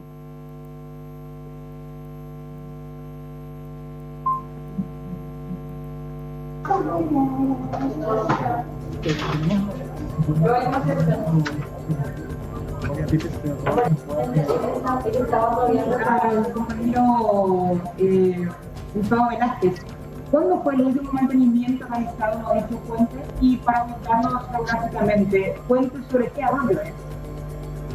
Sí, reiterando nuevamente que las intervenciones del programa de mantenimiento es anual. Esta es la última intervención que lo estábamos teniendo sobre el puente son 15, 20 días atrás a detectar esa erosión, y es sobre el arroyo Lorito, que está a 1,5 kilómetros a 2 kilómetros del acceso al distrito de Tacuatí desde la ruta 8. ¿En qué consiste específicamente la verificación visual de reforzó la estructura del puente y mejoramiento de este tramo? ¿Incluía la construcción de un nuevo puente? Bueno, el trabajo técnico que la auditoría recomienda hoy es hacer justamente unos sondeos técnicos para ver si los pilotes, que son la fundación del puente, han llegado a la profundidad necesaria. Se hace también una evaluación de la capacidad estructural del puente, que tendría que estar dimensionado para soportar las cargas máximas permitidas en nuestra ruta, ¿verdad? Pero a la pregunta siguiente, no estaba previsto dentro del contrato ni del empedrado ni de la parte de la construcción asfáltica sobre empedrado la modificación estructural del puente, ni cambiarlo por un puente nuevo. Entonces no se tiene el nombre de la empresa que llevó adelante el proyecto, ingeniero. Esa información la estamos verificando hoy, como le digo, entre los 95 al 2005 estábamos teniendo esos datos, están recabando justamente esa información para que tengamos tanto la empresa contratista, la empresa fiscalizadora y el supervisor por parte del ministerio. ¿La fiscalización estaba a cargo de la empresa también o del MOPC? Eso lo estamos verificando, no tengo esa información todavía, como le digo, estamos recabando informaciones de hace más de 20 años atrás, ¿verdad? Y estamos recurriendo por archivos para tener esa información. Es por eso que nos salimos ya hace rato a los medios para dar esta información, porque no teníamos todavía esa información a mano. O sea, descartan que sea el consorcio Ipanel que hizo este puente en principio en contrato del 2020. Sí, descartado totalmente. No se realizó ninguna construcción dentro de esta administración de ese puente que colapsó. El del consorcio Ipanel es una obra también ya en la administración anterior, pero es un puente de hormigón, es mixto, metálico hormigón, sobre el Ipanel de 120 metros, que no es. Este es un puente de 18 a 20 metros como máximo.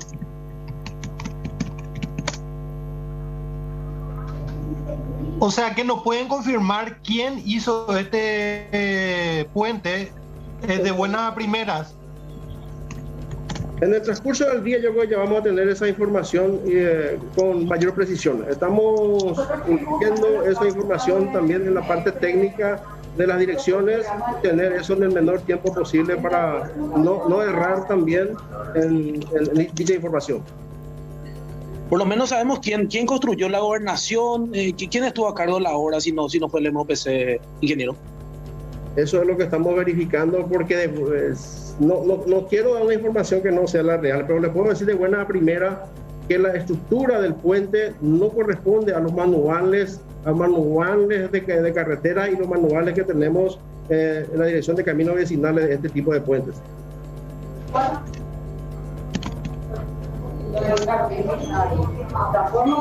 Ingeniero, además de la erosión que se detectó hace 15 días, ¿no se verificó también la cuestión del pesaje? Porque tengo entendido que colapsa por el tránsito de un camión de gran porte. Entonces, vuelvo a reiterar.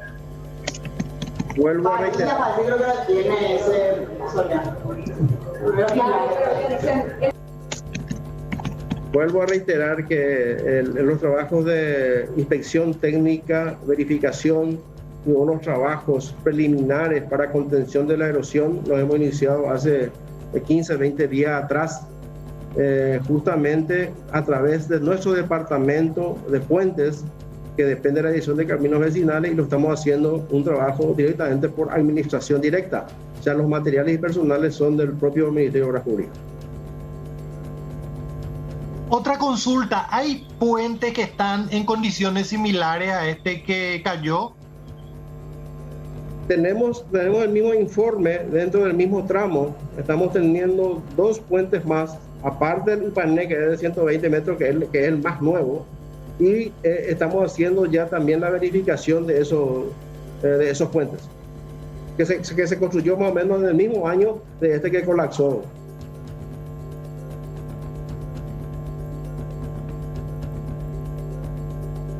Otra pregunta, sigue Gustavo Velázquez. ¿Hay básculas de NOTC en la zona? ¿Están funcionando las básculas de NOTC para verificar el peso de los camiones que pasan por la ruta? Bueno, esa información, tenemos básculas móviles que bajo un programa también se van acercando justamente en las rutas. Hoy lo estamos teniendo en la ruta 11 y con frecuencia no muy importante también se hace en estos caminos que nosotros consideramos caminos departamentales de nuestra red vial nacional.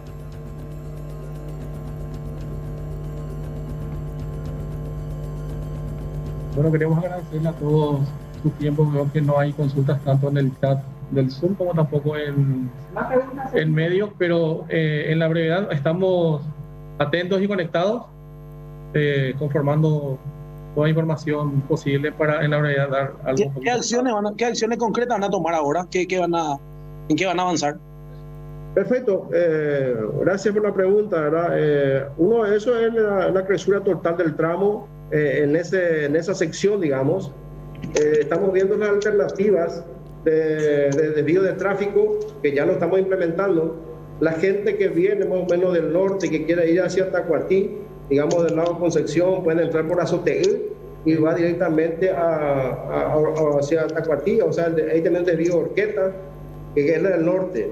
También muy cerca ahí del desvío a Tacuatí lo tenemos la colonia Manitoba, que es un camino de la colonia menonita, que está en muy buenas condiciones y estamos reforzando equipos también nosotros de mantenimiento, porque después de esta auditoría técnica, que esperemos que se dé en el menor tiempo posible, hemos de comenzar seguramente la construcción de un puente nuevo en esa zona, y eso nos va a demorar un poquitito, entonces tenemos que tener los desvíos correspondientes para el tráfico.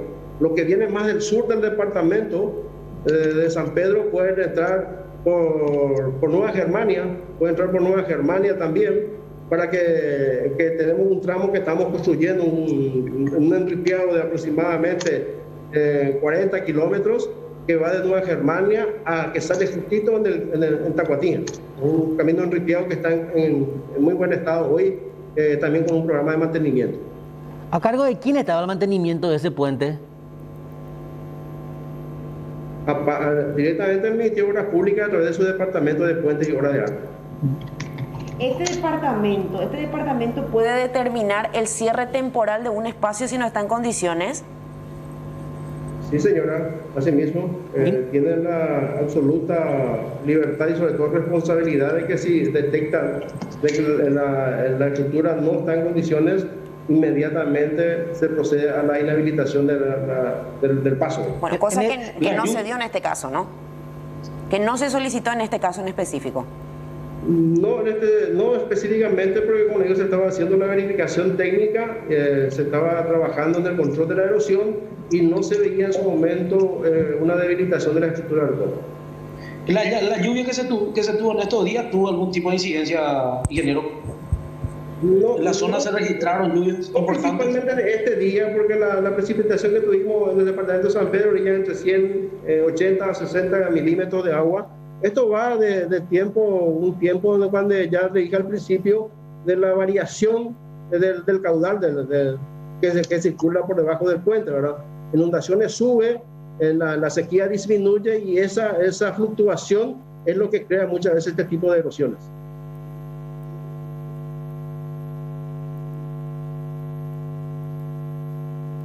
En breve también vamos a pasar la grabación de toda la entrevista que están solicitando por el canal y también la resolución. Si no hay más preguntas, le agradecemos mucho por su tiempo y su paciencia también. ¿Hay algunos tramos alternativos en la zona? Porque eso evidentemente va a quedar clausurado. Sí, ¿puedo repetirles? Sí, ya le mencioné, pero lo vuelvo a repetir, ¿verdad? Del lado sur del departamento, para llegar a Tacuatí, se puede entrar por Nueva Germania Nueva Germania hasta Tacuatí son aproximadamente 40 kilómetros, un camino enripiado, un camino nuevo que está bajo mantenimiento del Ministerio de Obras Públicas, llegando más al cruce de Tacuatí, más cerca donde hubo el problema del puente. Tenemos la colonia Manitoba, una colonia que tiene unos caminos muy buenos, muy transitables, que también el Ministerio de Obras Públicas apoya en el mantenimiento de ese tramo. Y viniendo más al norte del lago Concepción se puede entrar en Azoteú, en el distrito de Azoteú, y se sale por Cruz de Hierro al distrito de Tacuatí. Ya. No sé si me escuchan. Quiero hacer una consulta. Adelante. Ingeniero, ese tramo es el que recién recapó la empresa Chávez Construcciones, ¿verdad? Efectivamente, el contrato de la empresa Chávez Construcciones es la construcción de la pavimentación asfáltica sobre empedrado, pero no hubo una intervención de esa empresa en el puente en particular. Ya, ingeniero, ¿ese puente cuántos años tenía? Ese formaba parte de los empedrados chinos en su momento, ¿verdad? Sí, está en ese año más o menos, del 2000, 2001, como reitero nuevamente, en el primer inventario que nosotros hicimos en el año 1995, esos puentes todavía eran de madera. En el siguiente inventario que se hizo en el 2005, sí, ya lo teníamos como puente de hormigón. Entonces, en ese tiempo es lo que estamos haciendo, todas las averiguaciones e investigaciones de quién lo construyó, quién fue la empresa fiscalizadora, quiénes fueron los supervisores del Ministerio de Obras Públicas, para poder tener esa información en el menor tiempo posible. Director, el reporte es desde la zona, no hay nadie de obras públicas, ninguna señalización, no está en la caminera, y los tractores que vemos trabajar ahora son de los menonitas de la zona. ¿Qué tipos de trabajo van a realizar para lo que resta de la jornada? Y estamos viendo que son los propios productores de la zona quienes están trabajando ahora sin patrulla caminera, sin absolutamente nada. La caminera está ahí en el cruce del Tacuatí. Tenemos equipo ahí, director, ¿no se ve? ¿Perdón?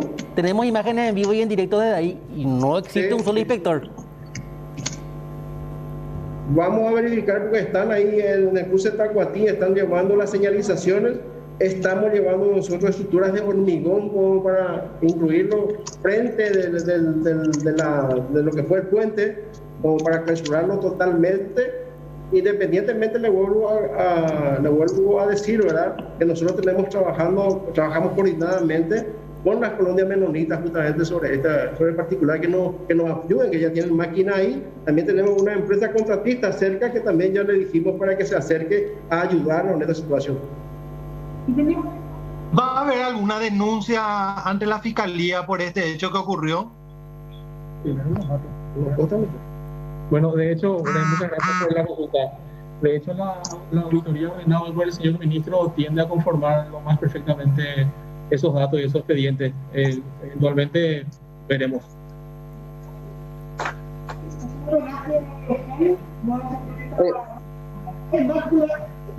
Ya.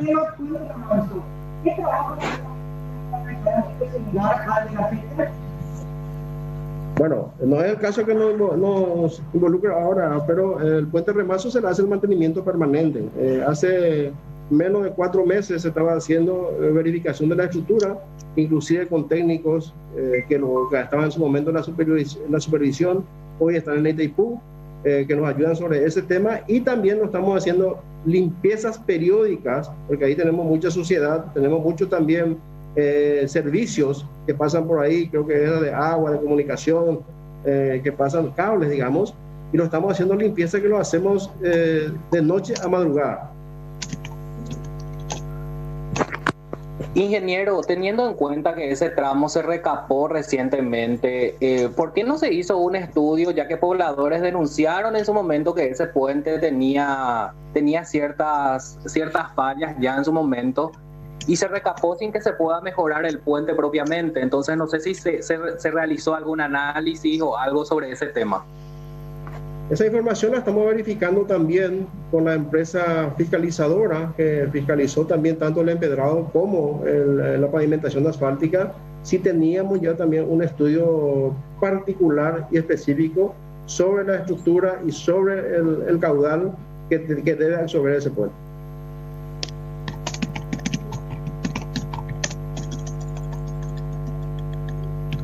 ¿Algo más? Como para hacer un resumen. ¿Cuánto, si nos puede recordar nomás, ingeniero, cuánto es el contrato de Chávez Construcciones que recapó esa parte hace poco? No tengo a mano esa información, le voy a pedir acá a Víctor Azonia que le acerquen esa información, el contrato de Chávez, el contrato de Covipa que había hecho el empedrado, para que tengan toda esa información a mano. Yo no la tengo aquí presente. Pero no abarca el puente de ese contrato, ¿o sí, ingeniero? No, ninguna intervención. Volvemos a confirmar a ustedes de que ese puente no fue hecho dentro de los contratos tanto de la empresa Covipa que hizo el empedrado ni de Chávez Construcciones que hizo el pavimento asfáltico. Ese puente viene ya de años atrás. Ingeniero, si nos puede aclarar bien nomás, porque recibimos también varias denuncias de los pobladores de la zona.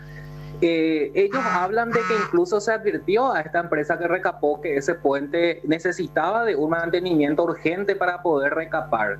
Sería bueno un poco identificar si la constructora realmente hizo un estudio o algún análisis de cómo estaba ese puente y si se vio soluciones o se dejó pasar nomás esas denuncias que hicieron los pobladores en su momento. Bueno, gracias, Víctor. Vamos a verificar ese dato. Y como veo que estamos también en vivo, entonces para no generar tanto bache, creo que no hay más preguntas, entonces les agradecemos nuevamente. Y bueno, estamos al toque del teléfono durante todo Hoy este van a día. dar a conocer entonces la empresa que desarrolló la obra. Hoy van a dar a conocer eso. Sí, señor. Estamos trabajando en eso. Bueno, gracias. Dale, muchas gracias. Hasta luego. Así escuchábamos la conferencia de prensa del Ministerio de Obras Públicas y Comunicaciones con respecto a este terrible desenlace. 3 fallecidos a causa de esta infraestructura que, según lo que ya estamos escuchando, y de hecho que comentaban los propios vecinos, no estaba en condiciones hace un buen tiempo. Blanca López está en la zona, constató muchísimas cosas, como por ejemplo la ausencia de obras públicas. Blanca, estamos contigo.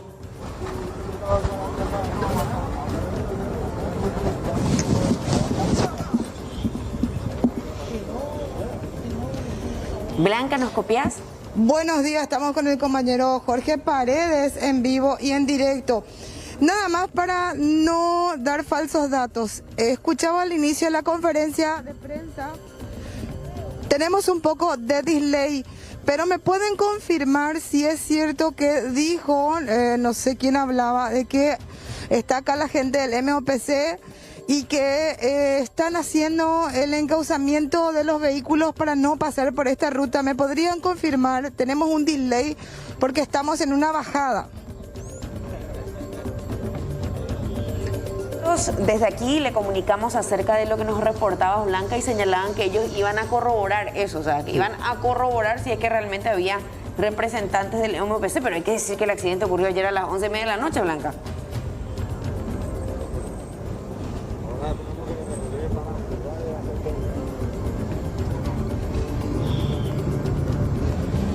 Bueno, para no mentir, acaba de llegar un vehículo de la patrulla caminera. Nosotros llegamos desde Coronel Oviedo hace aproximadamente 25 minutos. Estamos entrando en vivo y en directo desde el lugar. Y lo que sí les puedo confirmar es que nosotros vinimos por la ruta 8, antiguamente ruta 3, General Aquino, y el encauzamiento tendría que ser en Manitoba, para el ingreso a Tacuatí, en la zona donde estaba el empedrado de La Mentira, hecho en la época de Icho Planás, unos 3 kilómetros de empedrado. Sin embargo, en ese encauzamiento no hay nadie que te diga que si vas a irte a Tacuatí o te vas a ir a Curuzú de Hierro, tenés que entrar por Manitoba. Sí, en este cruce, en la ruta 8, estamos a 2 kilómetros de ese cruce, hay 2 personal de la patrulla caminera, pero después, en todo ese tramo que hicimos nosotros, no hay nadie.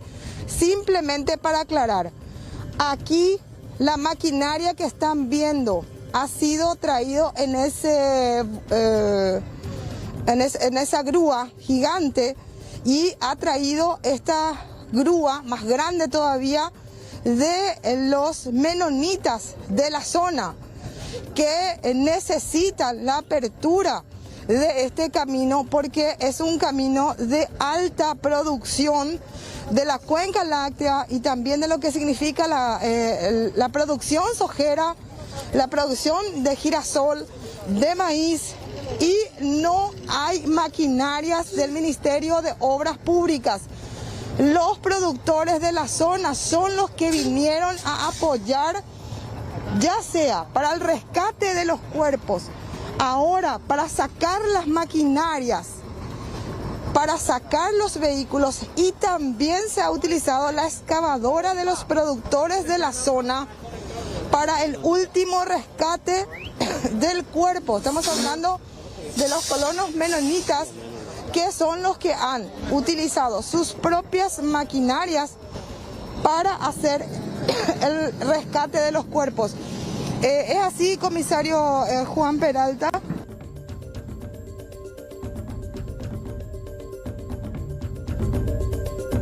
Bueno, reiteramos, enseguida retomamos la señal con Blanca López desde ese punto. Ya estamos instalados en el sector en donde se registró este terrible incidente. Hablamos de 3 personas fallecidas y bueno, la gente de la MOPC señala, que están auditando y harán las averiguaciones para ver quiénes son las empresas responsables detrás de esta licitación. Sin embargo, volvemos ahí. ¿MOPC han venido acá, comisario principal? No, no han venido. No han venido. No. Eso es simplemente para corroborar el tema de que, bueno, de alguna manera, en otros casos en donde se ha caído la ruta, en aquel entonces la ruta 3, se ha constituido el propio ministro de Obras Públicas y se han instalado los puentes metálicos. En este caso es una zona con altísima necesidad de sacar la producción del lugar, y a estas horas ya se ha sacado el cuerpo de las víctimas, pero el puente sigue sin ser posible su utilización, por lo cual también vemos la unidad de los productores menonitas que ya están haciendo su propio puente. Perdemos cada tanto la señal, estamos en una zona muy baja, donde generalmente se pierde la señal.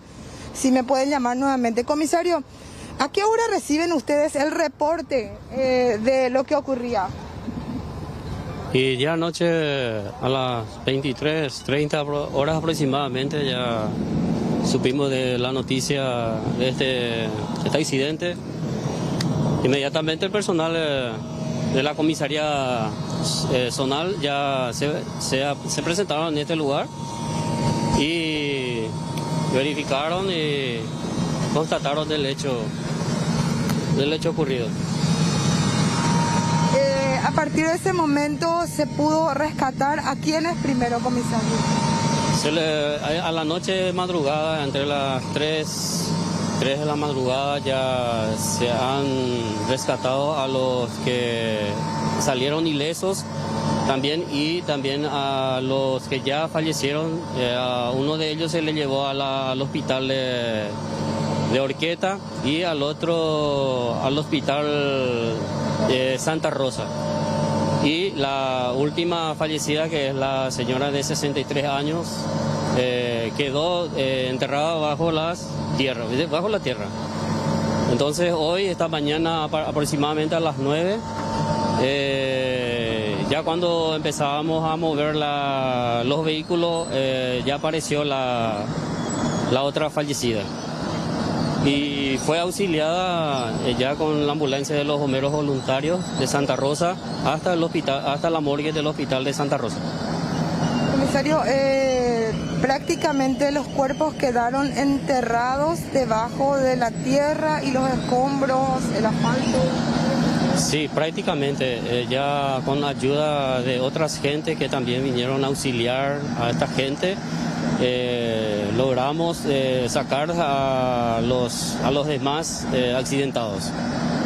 Hay ya una comunicación con personal de la patrulla caminera atendiendo la necesidad de hacer un encauzamiento del camino.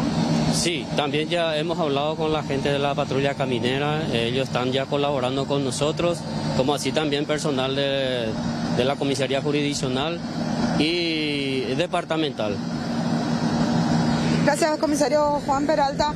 Bueno, para ir cerrando este primer contacto que estamos teniendo desde el lugar donde ya se han rescatado todos los vehículos que habían caído durante la tormenta, comentar nada más que ese puente ha sido una conexión con la ruta asfaltada, porque por años esta ruta ha sido un camino de todo tiempo, supuestamente. Sin embargo, era un terraplén terrible. Ahí ya podrán ver por el color del cemento diferente que se hizo una prolongación nada más de este puente para poder hacer la capa asfáltica. Es un puente muy antiguo aquí que une a la zona del cruce Tacuatí, Santa Clara, y también para salir a la ruta 8, una ruta importantísima.